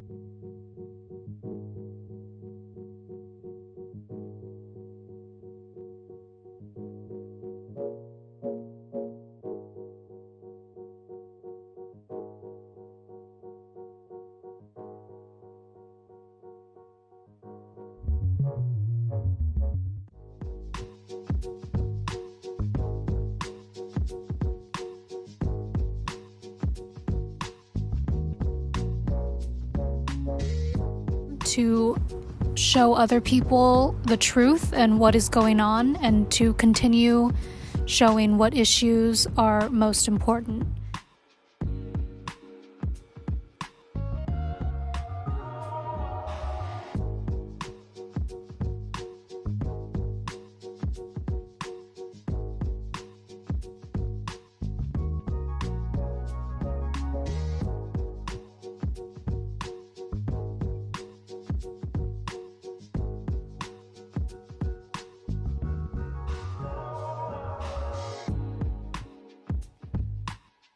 And so I think with my work and what I'm doing, that's the most important thing that I hope to have come out of this so far. Thank you.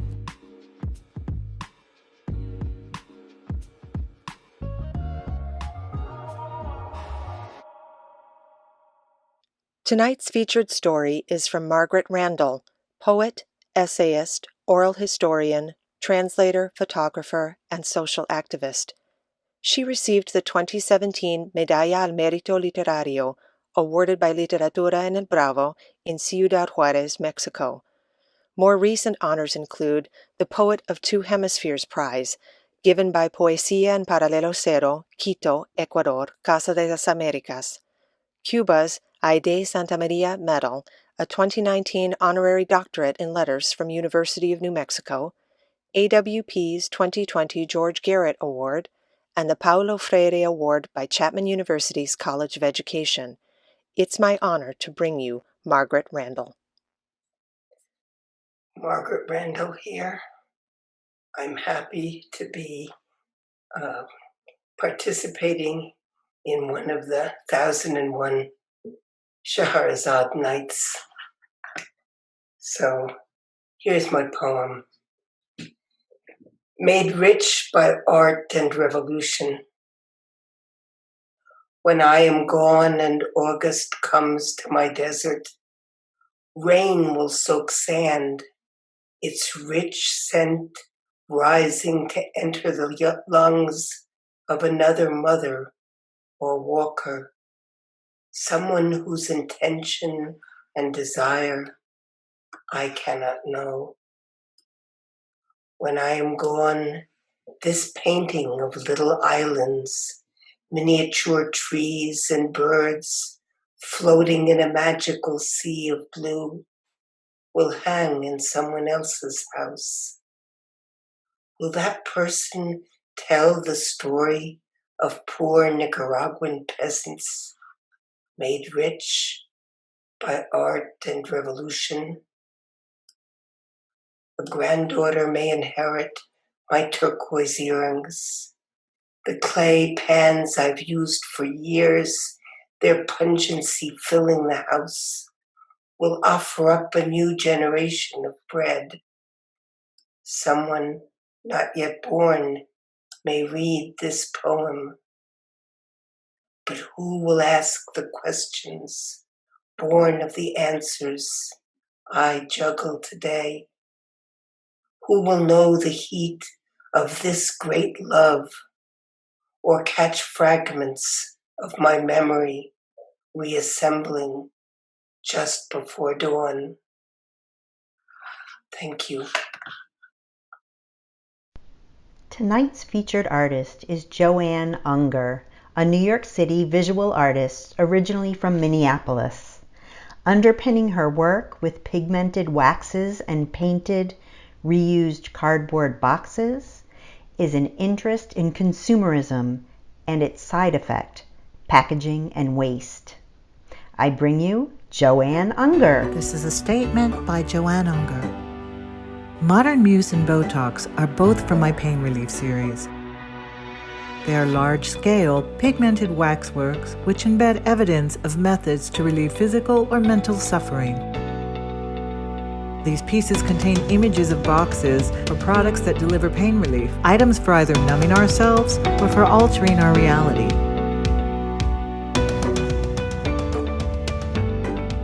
Among the items in this series are booze, over-the-counter medications, RX medications, confections, cosmetics, and digital toys. These poured waxworks are composed of the geometric forms of recycled packaging, which are then layered and infused with pigmented wax.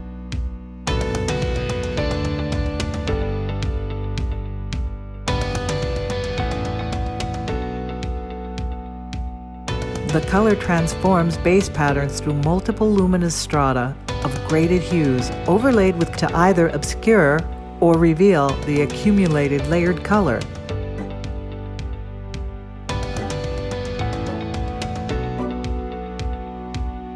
These luminous wax paintings are created with refined, purified beeswax and commercial-grade paraffins with very high melting points, creating a work that is archival and stable. Tonight, our story is from writer Santi Karamchetti, a self-described clinical child psychology burnout who rediscovered enthusiasm and excitement while taking her first creative writing class. She's the author of 2 rough drafts, a fantasy novel, and a spy caper. Tonight, she'll delight us with a fable from her fantasy novel. We bring you Santi Karamchetti. Long ago, there lived a woman who was the best hunter in her village and was married to the head man. Although she and her husband were grateful that the villagers lived in peace and usually found enough to eat, the couple was sad that they had no child. Years of full moon fasts and dream walks in the forest didn't bring her a child, but they made her a more observant hunter. One day, while hunting deep in the forest, she became separated from the other men and women in her party and got lost. She tried to retrace her steps, but found herself at an unfamiliar stream. Tired, hungry, and thirsty, she bent down to drink from the cool, clear water.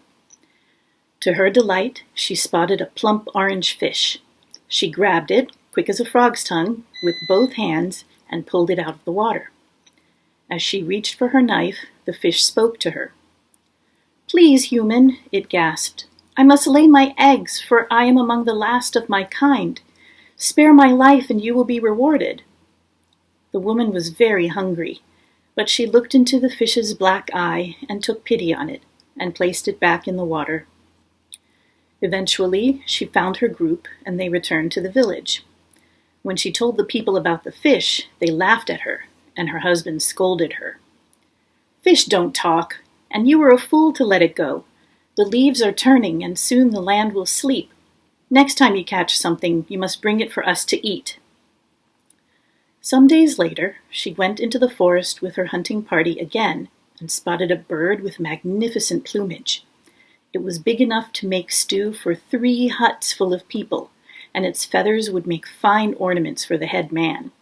It flew from tree to tree toward the thickest part of the forest, so she followed it alone until it perched on a bough hanging over the same stream she had been to before. She shot it just as it took flight. With a damaged wing, the bird fell to the ground and hopped about. The woman pounced on it. Before she could wring its neck, the bird cried, "Please, hunter, my family is waiting in our nest for me to bring them food. Have mercy on me and you will be rewarded." She took pity on the graceful creature and released it. When she found her group, they asked what became of the bird. Since it was not in her nature to lie, she told them. When the head man heard, he became very angry. "I told you not to release any more prey, but you disobeyed me. As punishment, you will not eat any meat until you find another animal that can feed as many people as that bird." The woman was hungry the next morning, having eaten only dried berries and mashed grain, so she set out for the woods again. This time, she knew the location of the stream, so she went there with the hope of finding the bird or another like it. When she arrived, she found a doe standing on the bank and drinking. It was large enough to make stew for 5 huts, and its golden brown fur, spotted with white, would make a beautiful shirt for the head man.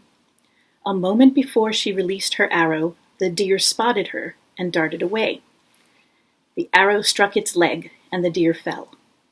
She held its head as she pulled out her knife to cut its throat. The deer trembled under her hand. "Please, hunter, my fawns need me to teach them how to find food. Without me they will die. Please spare me. If you do, you will be rewarded." The woman hesitated. She was very hungry, and her husband was already quite angry with her. But the deer looked at her with such desperation in its brown eyes that she released its head and pulled the arrow from its leg. She helped the creature stand, and it hobbled into the woods. When she returned to the village, the headman asked her, "Well, did you find anything?" She couldn't lie to him. This time he was furious. "You disobey me but respect the wishes of an animal? Very well then. Until the next half moon you can sleep with the animals. Get out of the village." Angry and hurt by her husband's banishment, the woman ran into the forest back to the stream. She flung herself onto the ground and wept. After some time, she was joined in her sorrow by someone else's wails. She wiped her eyes and listened. It was an infant. She waded upstream and found, under the low tree boughs, a naked baby sitting in the pine needles with dirt on his hands and knees. She picked him up and heard voices. One gurgled from the stream, another cawed from a treetop, and a third spoke from the thickness of the trees. "You took mercy on us. Here is your reward." Overjoyed, the woman returned to the village and told the headman what had happened as he held the baby. He was immediately chastened and begged for her forgiveness. And they lived on, as we all do, in pain and joy.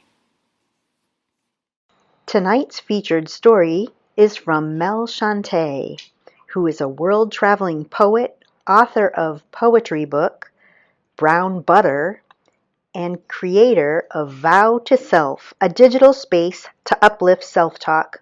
She's also a featured voice on the Shine Text app. Welcome to Mel Shante.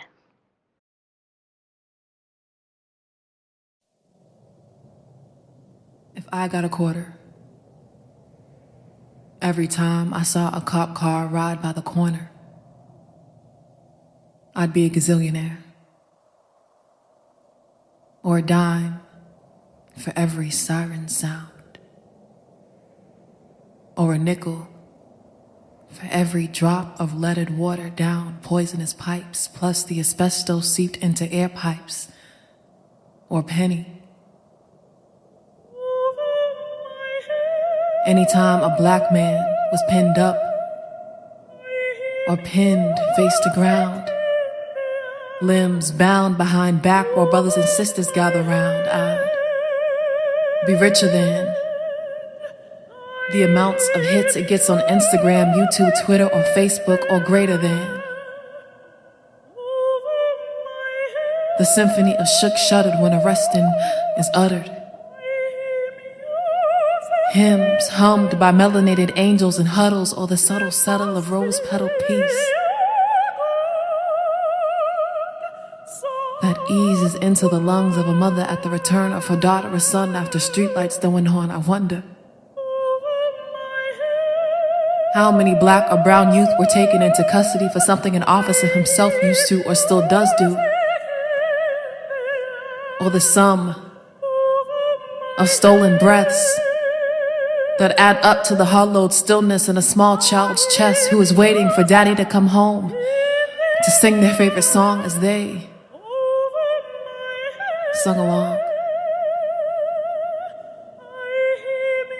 Like old times, like old cries.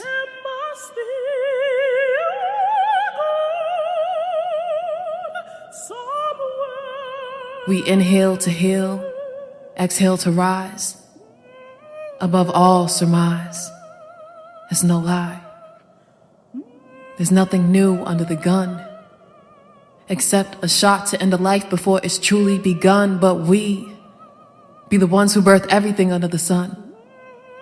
We be the breeze between trees, the seas, the flowers, seeds, and the leaves. We the cool and the heat, the healers in the hips swinging on beat, the sky and the earth grounding your feet, the clothes on your back that began as a cotton seed, the sustain and sustainability, the candied yams, cornbread, greens, and the mac and cheese, the lovers' hands held in a black midsummer night's dream, the kiss on the cheek of a newborn's rock to sleep, our great-great-grand's prayers for our souls to keep. We the roots so deep, the culture you seek, the air you breathe.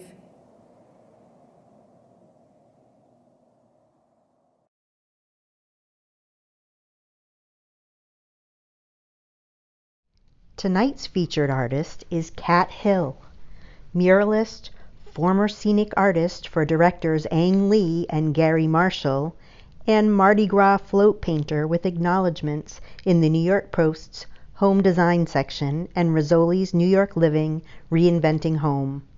Her work includes 9 murals for the children's sections of Seattle's King County Library System. She's currently completing an installation exploring America's epidemic titled Gun Show that will launch in the fall of 2020. And now, Kat Hill.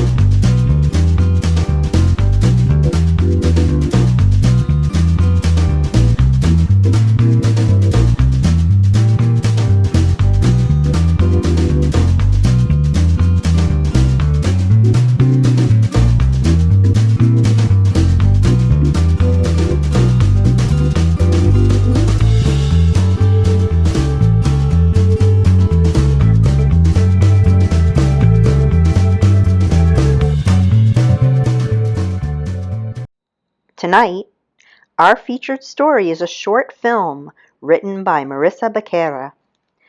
Marissa is a producer and casting director. Guarding Santos was produced by Adrissa Productions, whose productions are primarily helmed by queer women of color and have always been inclusive of others, including allies. I'm honored to present to you Guarding Santos.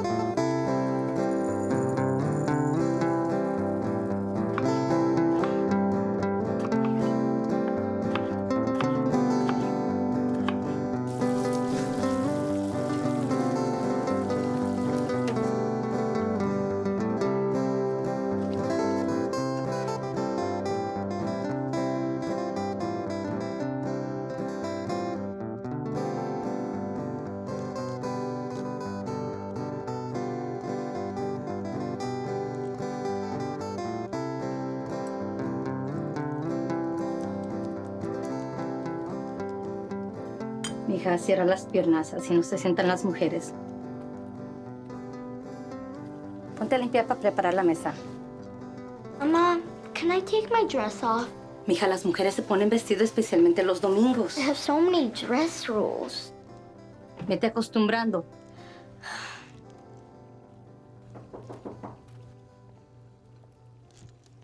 Hey, Santos. I like your t-shirts, Uriel. ¿Este milagro?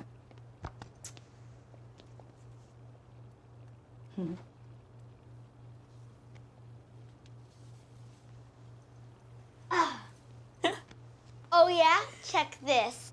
Yeah! You win. Actually, I'm going to be a ninja scientist who saves the world. And once you go off to college, you'll have more freedom to dress however you like. ¿De qué susurran?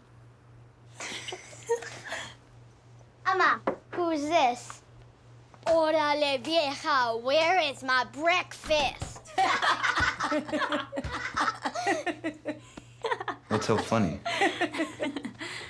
I can tell you what's not funny. Santos getting to Papa's tools. Well, he only finds out because you're a little tattletale. Leave her alone for once.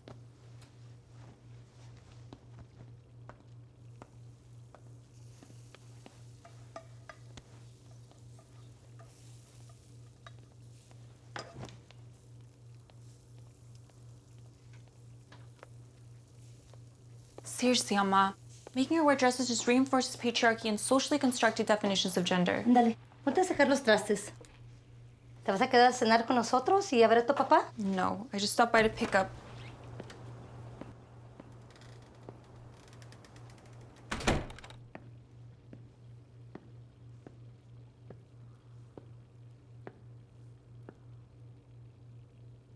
¿Por qué llegaste tan temprano?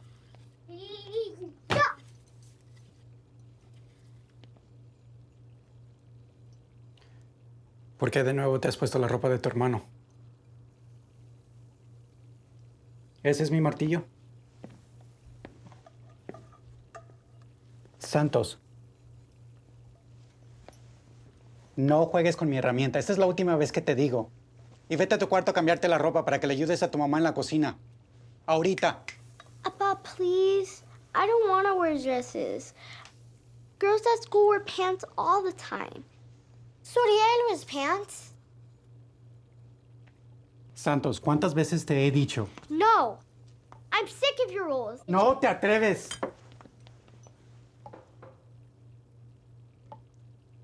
Why doesn't Miguel help in the kitchen? Why does he have any chores?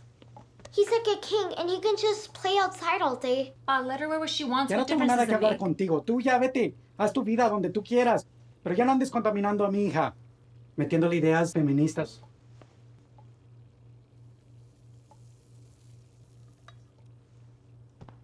No estás ayudando con nada. Mija, no le hagas esa cara a tu papá, por favor. Él tiene un punto.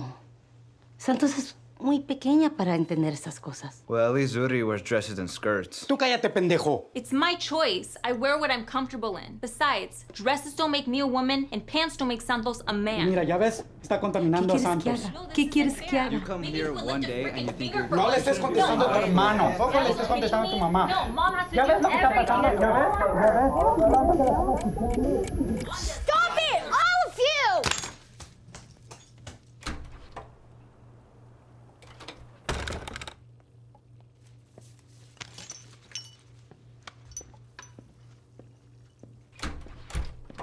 Mama, go after him, please. Don't let him hit Santos.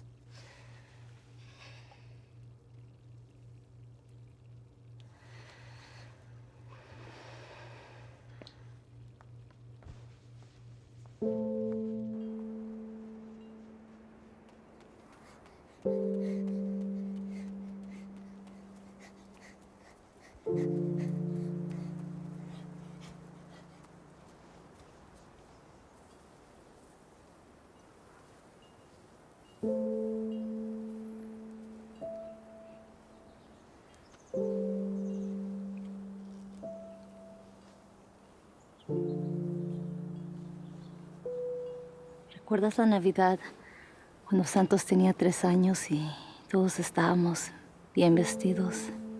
Ella llevaba el vestido blanco que le hice con hermosos lazos rojos.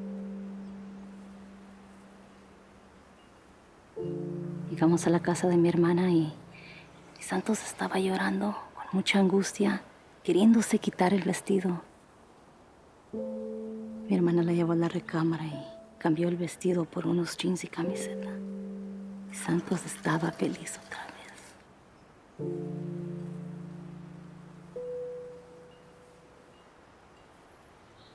Se va al colegio como Suriel. Y nunca más volveremos a tener este tiempo con ella. No sé qué hacer.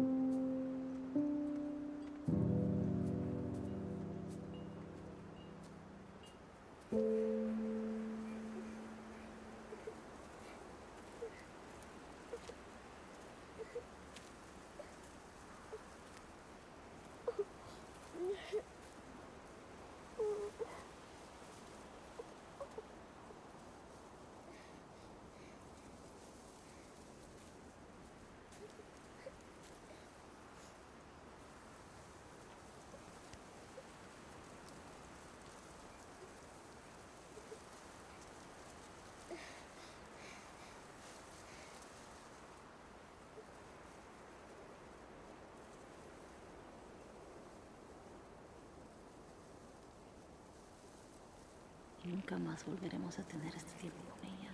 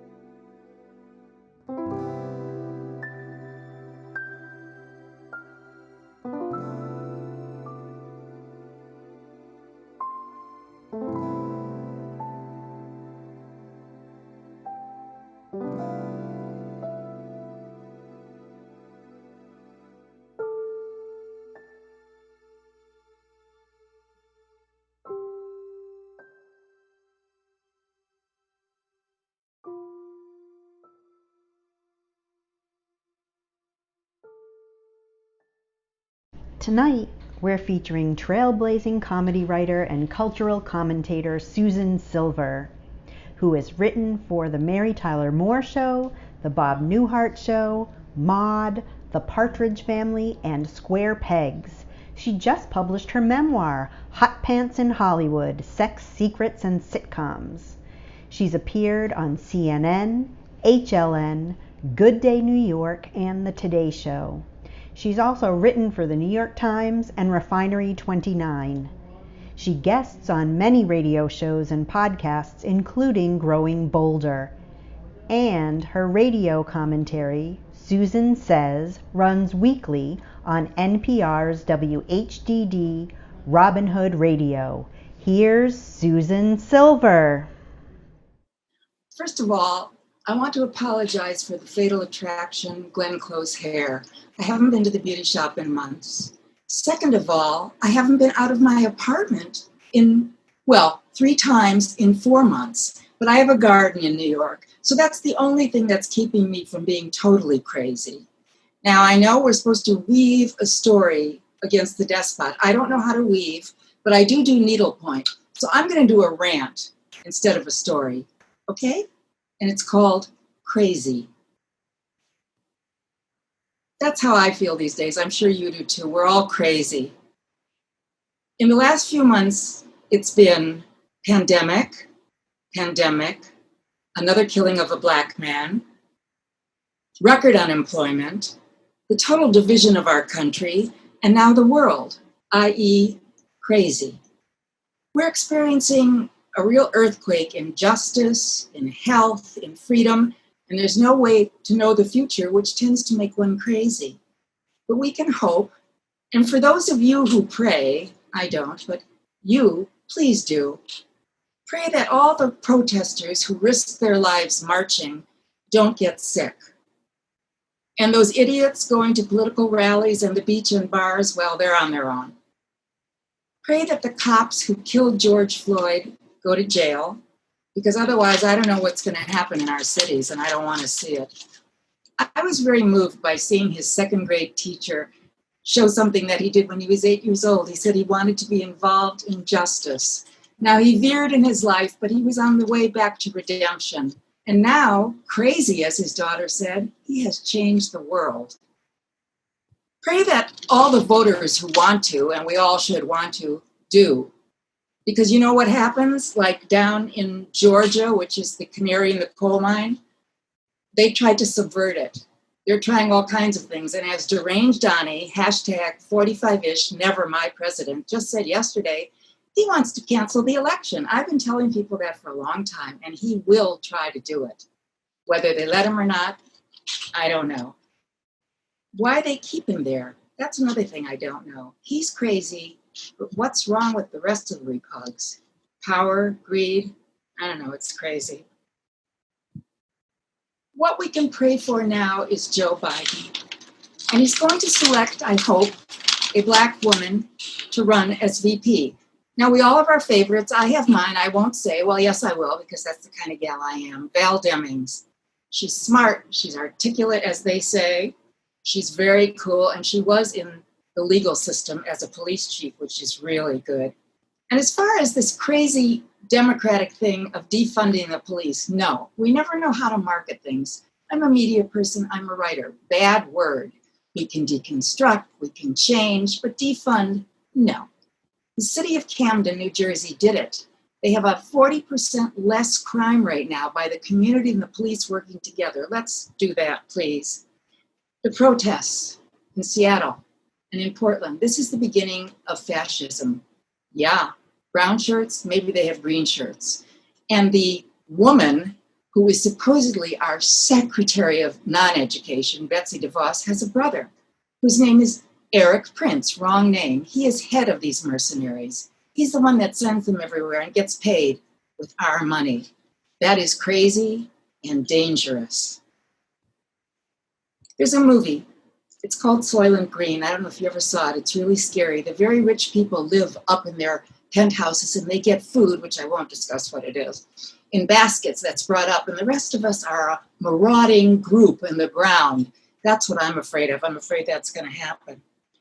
Mary Trump, she's a psychologist and niece of deranged Donnie. She wrote a brilliant book outlining how he became the monster that he is. It's a combination of nature and nurture. He had neither. He was born into a crazy family with a crazy, awful father, and the mother was very cold and away in those formative years, 1 to 2, so he never had any nurture either. And here he is, the monster. He cannot change. She says, don't expect him to. It's impossible. We have to do the change. The world is laughing at us now, mocking us. How do we reclaim our place? That's going to take a long, long time. I'm hoping the world will still be here when it happens, because I won't be, but my godchild will, otherwise known as the world's cutest child. When she was 4 or 5, she announced to me that when I'm 100, she's going to come and take care of me and bring games and snacks. I said, great, but could you come when I'm 80? She said, no, I'll be busy with my own kids. Now I'm a little worried, so maybe I should pray.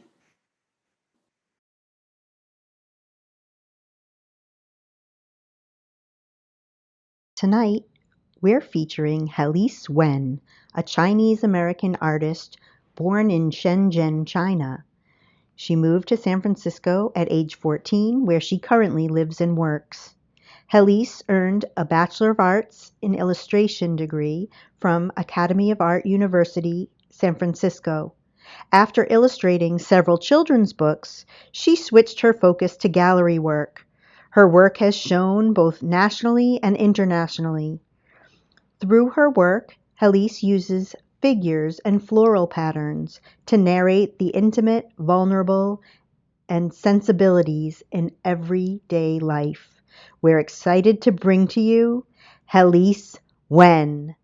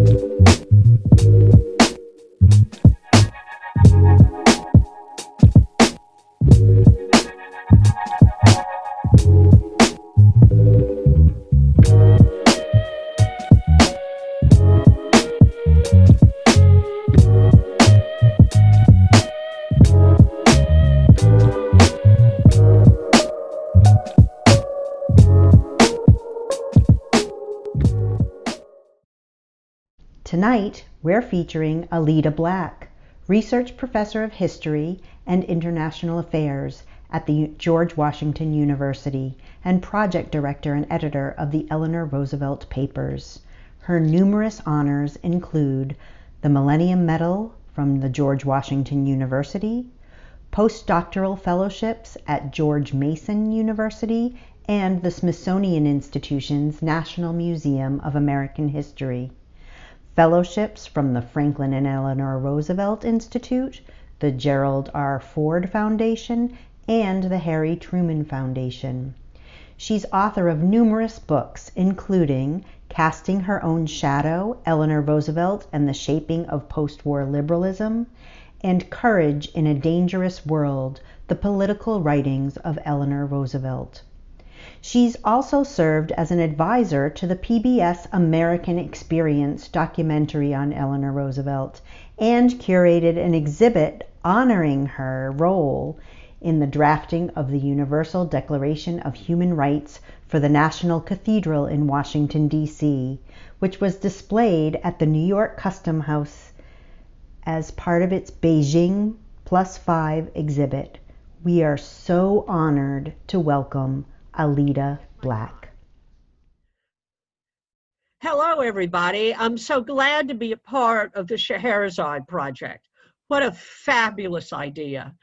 You know, we're living in some, let's just say, perilously uncertain times. And as a historian, I go back and try to figure out what we can learn from people that will help us steer our country and ourselves in a way that lives up to the values that we all hope we share. And as we approach August 26th, the 100th anniversary of women's rights to vote, you know, I can't help but go back and look at how people fought for that, the battles that they waged, the way they put their lives at risk, how their minds changed, the strategies that they learned, the friendships that we formed, and most importantly, how that intensely personal struggle changed over time. And I think the best way to look at this is to look at Eleanor Roosevelt. You know, we all think of Eleanor as some demigod, this absolutely perfect first lady. You know, she stood up for the downtrodden. She was a co-president. You know, she really wrote the Universal Declaration of Human Rights. Well, all of that is true, but all of that is an exaggeration. And so what I would like to walk you through is let's just look at Eleanor Roosevelt's struggle to find her own voice, how that played into women's rights to vote, and how she realized that that really was primarily directed toward white women, and how limited a focus that was, and how she ended up risking her life, becoming what the FBI called the most dangerous woman in America, amassing the largest FBI file in history up until that time, braving numerous assassination attempts, having the Ku Klux Klan place the largest bounty on her head in its history, and then understanding how fundamental the right to vote was to both American and universal human rights.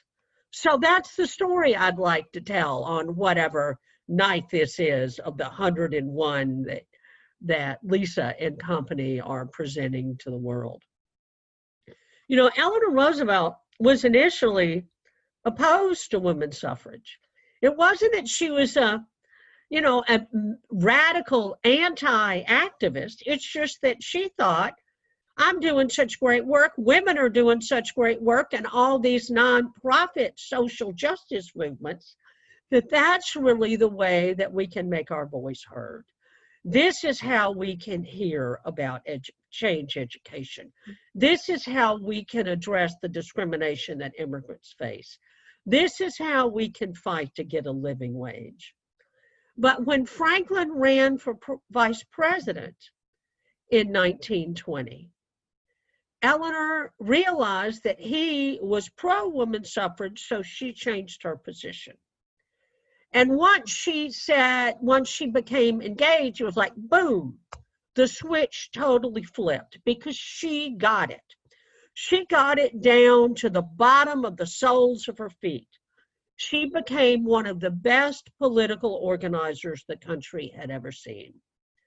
Soon she would be the clandestine head of the Women's Democratic Committee of New York State. She would help form the women's division of the Democratic National Party. She would develop national strategies. She would do media campaigns.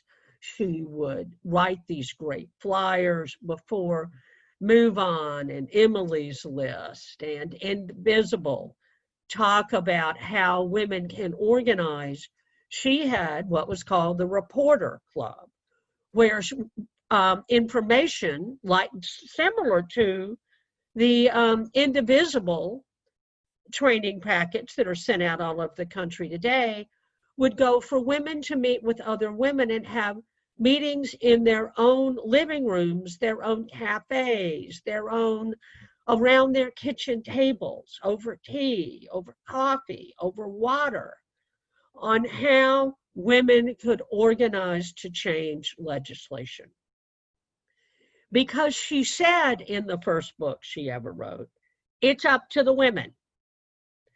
And if the women don't raise their voices, government will fail. And so she wrote an op-ed in a magazine in late 1933, right at the height of the Great Depression. If you think the economy is bad now, it cannot compare to the Great Depression. 40% of Americans were consistently out of work. One paycheck kept 2/3 of Americans out of foreclosure. It was a horrific experience. So if you think about the COVID economy and you magnify it and you double it and you throw in starvation and you throw in people living on the streets and you throw in an economic calamity, the Dust Bowl, where the top 5 inches of soil are blown off all of the arable land in the middle of the country, where cows strangle in dirt, where farmers are forced off the land, where the storms are so intense that the dust eats through mortar that are holding bricks together. You will see how intense the struggle of the Great Depression was. And so Eleanor's job that she took on herself was to help women find their voices and make their voices known. So she started this by having a column where it was called Mrs. Roosevelt's Page. And she said, I want you to write to me. Tell me what's happening in your life. We don't know if these policies we put together in the first 100 days, if my husband's brain trust has put together, will work. You know, we're trying. We're engaged in bold, persistent experimentation. But this is your life. You have to tell us what's going on. And so women and men, wrote her by the hundreds of thousands. She got more letters in 3 months than 4 presidents received together in their entire term. And everybody got an answer. That was revolutionary in America. And so American women began to understand that their vote mattered, their voice mattered, their hopes mattered.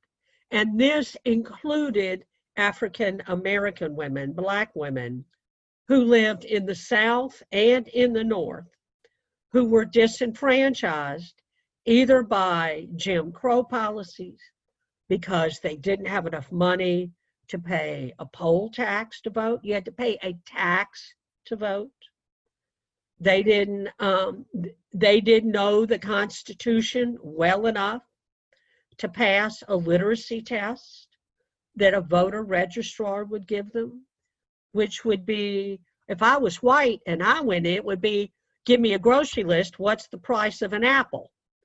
If I was Black and I went in, it would be, tell me what subsection 3 of Article 2 of the Constitution of the United States says.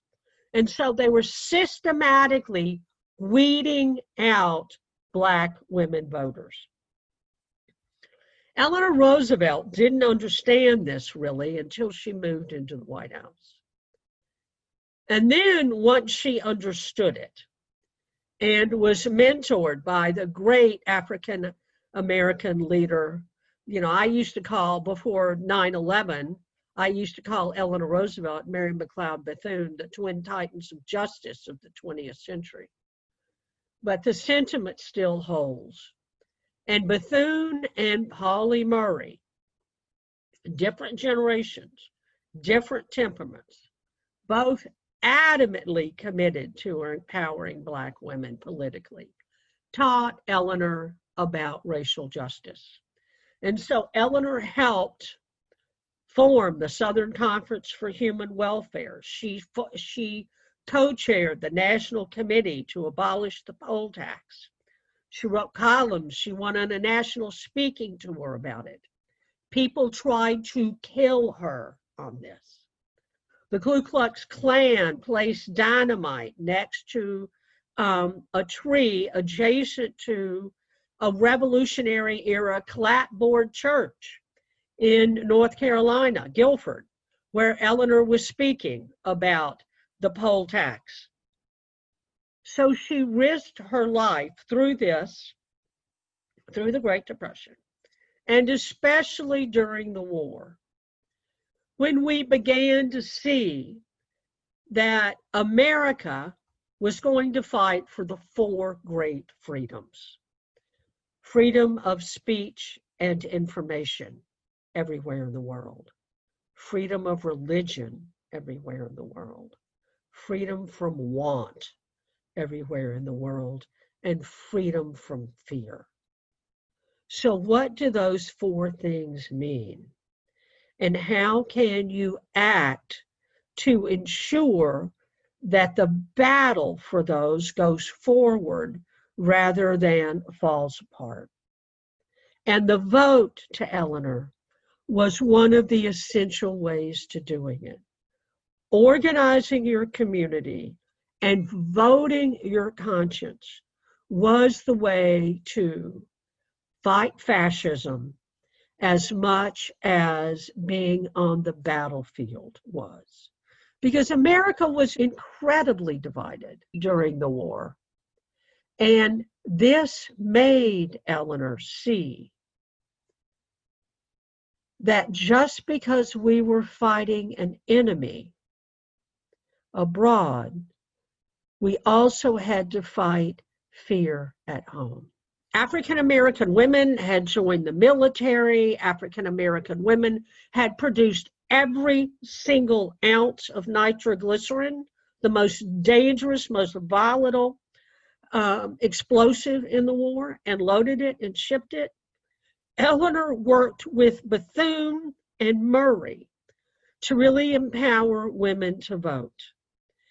And she fought with segregationists in the United States about this, so much so that Theodore Bilbo, who was the senior senator from Mississippi, was the only senator in the United States Senate to vote against Eleanor's appointment to the first American delegation to the United Nations.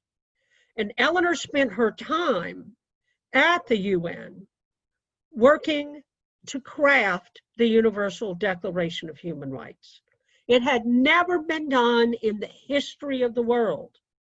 She believed that she and the people on her committee had a moral obligation and an essential practical obligation to give the world a vision that would stand up against the horrors and the nightmares of the Holocaust, the violence of the atomic bomb, and the tragedy of the battlefield. And so there were 18 nations on this committee. Nobody agreed, excuse me, on whether private property existed, what the right of marriage was, about religion, the purpose of government, anything. The only thing they agreed on was, by God, they beat the Germans and they beat the Japanese. And so Eleanor carefully marshaled this very diverse committee to craft the Universal Declaration of Human Rights, which has 30 articles. And she forced the United States government to see that human rights were not just political and civil rights, they were also economic, social, and cultural rights. And she saw the vote and political education as the underpinning of both, because you have to find your voice, have the confidence to address the issues and the problems that you want to change, and the courage to go vote your conscience. And so to Eleanor and to those other women, Black and white, Mexican, Asian, other forms of the Latina community, all of them saw the vote as a tool for their voice to build a world grounded in human rights. And so as we look today and we see the fateful choices that confront the world, I want you to think of the courage these women had, how they stood up to the Klan, how they stood up to the press, how they stood up to critics who attacked their families, who took their livelihoods. They put their lives at risk so that we could have a chance to move our dreams forward. So I would like to close this story by quoting Eleanor. If she was here, what she would say to you. She would say, first of all, no one can make you feel inferior without your own consent. And the second thing that she would say is staying aloof is not a solution. It is a cowardly evasion. And so as we summon the wisdom and the breadth of Scheherazade, let us remember to take courage and joy and comfort from those who came before us so that we can continue our fight today. Stay safe and stay well. Tonight's featured artist is Pat Mora, author of books for adults, teens, and children. She received honorary doctorates from North Carolina State University and SUNY Buffalo. She's also an honorary member of the American Library Association, a Kellogg National Leadership Fellow, and a National Endowment for the Arts Poetry Fellow. Pat founded Children's Day Book Day, which creatively linked all children and families to books, and established the annual April 30th Children's and Book celebrations across the country. You're in for a treat tonight. The Muse Choir has set one of Pat Mora's poems to music. Enjoy. Let us now hold hands with the Iroquois woman who fed berries to children's hungry lips, while her sisters planted stars in the dark earth with a wooden hoe. Let us hold hands with a woman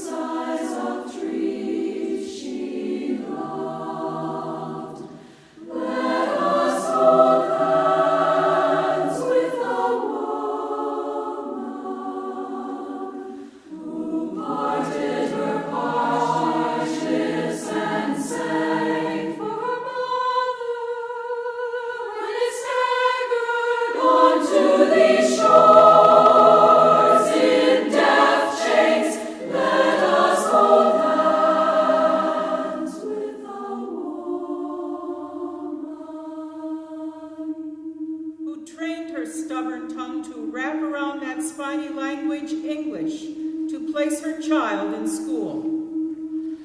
Let us now hold hands with the woman.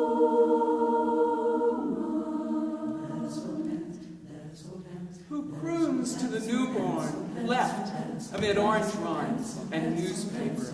Who teaches grandmothers to link letters into a word.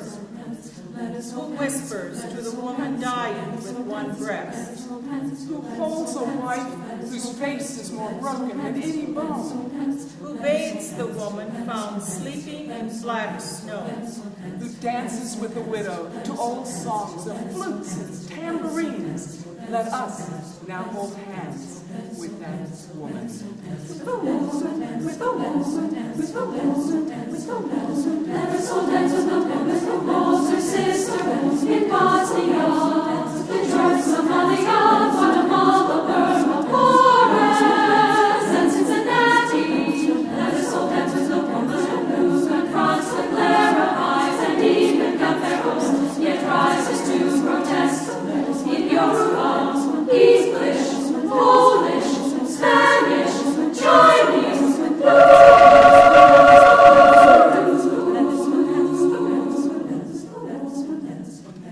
let us hold hands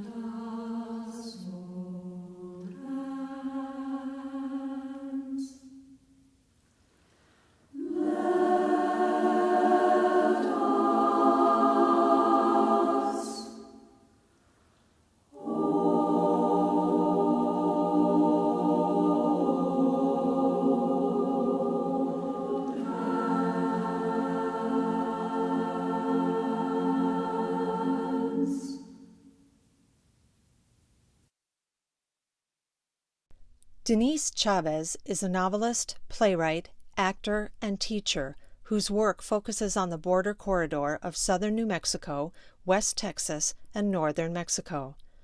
Chavez's book, The King and Queen of Comezon, published by the University of Oklahoma Press, won the 2015 International Latino Book Award in Fiction and the 2015 New Mexico-Arizona Fiction Award. Chavez is also the owner and bookseller at Casa Camino Real, a bookstore and multicultural art and community center on the historic Camino Real with her husband, photographer Daniel Zelinsky, whose photos appear in tonight's performance. Not only that, she's a co-founder of Libros para el Viaje, Books for the Journey, an ongoing book initiative in collaboration with the American Booksellers Association that delivers books in Spanish and Portuguese to refugee families on the U.S.-Mexico border. It began in the summer of 2019 and continues to this day. It's an honor to bring this powerful voice to the 101 Nights screen. Presenting Denise Chavez.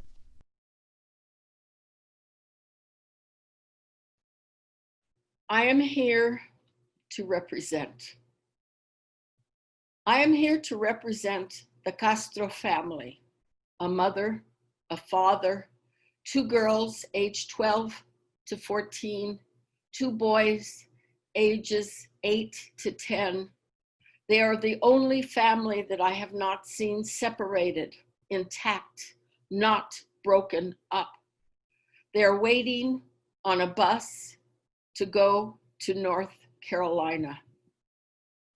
I am here to represent Angelica, who traveled all the way from Guatemala, only to have her sister in the US refuse to sponsor her.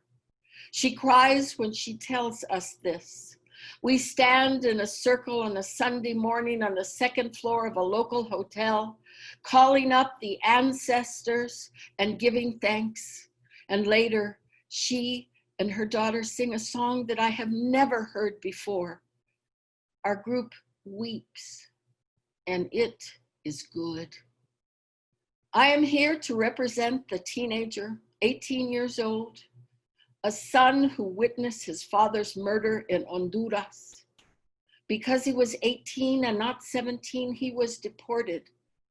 His mother has not seen him since.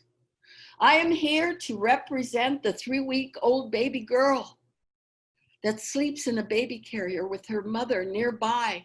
They are ready to take a bus to Los Angeles. I am here to represent the woman who cried when her son's baby blanket was thrown in the garbage by ICE. Against her wishes, her mother gave her the blanket, and she has never seen it again. I am here to represent the man whose Bible was confiscated, also by ICE, and also thrown in the garbage. I am here to represent Jasmine, a teenager whose father is so proud of her. She speaks English. Oh, mijita, you're going to do so well, I tell her, and her father beams. I am here to represent the Mayan man who told me that he speaks 5 indigenous languages, as well as Spanish. He is now learning English. Oh, that is a great blessing, I tell him. It makes him happy. I am here to represent so many people, too many people, people I have seen and come and go. The man who smelled so badly, who sat next to me as I was reading a story to families and children. How long was it that he had bathed, washed, brushed his teeth, changed his clothes? His smell, it was the smell of the defiled and the cursed, the neglected and abused. How long had he suffered? I wanted to move away, but I couldn't. Later, much later, I found out that he had gangrene of the leg. He had refused to shower because it was so painful. He was afraid to tell anybody of his pain because he thought the authorities would not let him get on that bus to see his family. I wonder, where is he now and how is his leg? I am here to represent the man who spoke of the cold, who was held in a bathroom full of men, no standing room, children sleeping on the floor. I am here to represent those who have died in detention in the heat, those who have drowned, been shot, been beaten, been raped, the nameless, faceless who find themselves on la frontera, the borders of the world. I am here to represent the voices unheard, the voices untold, the stories untold. I am here to represent the children of Juárez, Anapra, Las Cruces, El Paso, Deming, Laredo, Brownsville, Matamoros, Houston, Tijuana. Oh, too many places, too many places. I am here to represent all of you who want to do something, don't know what to do, don't know where to begin. You are not alone. Look around. We are family. I am here to represent the men and the women in the kitchens who have prepared the food for these people, who do their laundry, who have cleaned up, who have given them books, the priests, the pastors who have been present, all those who have donated clothing, food, diapers, toiletries, books, hope. I am here to represent my people that were killed in the massacre in El Paso. My cousin who teaches kindergarten had a student, Guillermo Memo, whose father died after 9 months in ICU. I am here to represent all these people and to represent myself, the here and the now, the people who have been killed. Why are your people killing my people? Why are we sending our people to kill their people? What good will a book do? We distribute books to families. Books will empower, enlighten, and give hope. I have seen the faces of people. The woman who got 3 Isabel Allende books, the young man on the bridge in Juárez, living in a tent in poverty, no heat, the rain coming down, and this young boy coming to me and asking me for a book on film, a future filmmaker. I am here to represent. And you are here to listen, to learn, to act, to have an understanding. You are here to represent. Thank you for your solidarity. Thank you for your presence, your faith, your endurance. We are here to represent, to record, to remember, to reconnect. Somos una familia. We are all one family. We are here to represent. Tonight, we're featuring 2 artists, musician and writer Nina Striloff and visual artist Jessica Mafia. Nina Striloff earned a BA in East Asian Studies at Wesleyan University.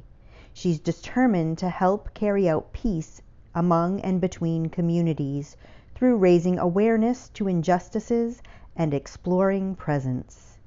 In the past few years, she's learned a new way to engage with the earth and to listen while serving as a Wilderness Youth Project mentor. This has played a big role in connecting her with music in a new, more embodied way. She aspires to connect people through music and expression. Visuals in tonight's episode include an untitled work by Jessica Mafia, the recipient of 10 artist residency fellowships and 2 grants from the Hell's Kitchen Foundation. Her exhibits include downtown Manhattan's Flat Files of Pierogi Gallery and a solo exhibition at Denise Bibro Fine Art in Chelsea.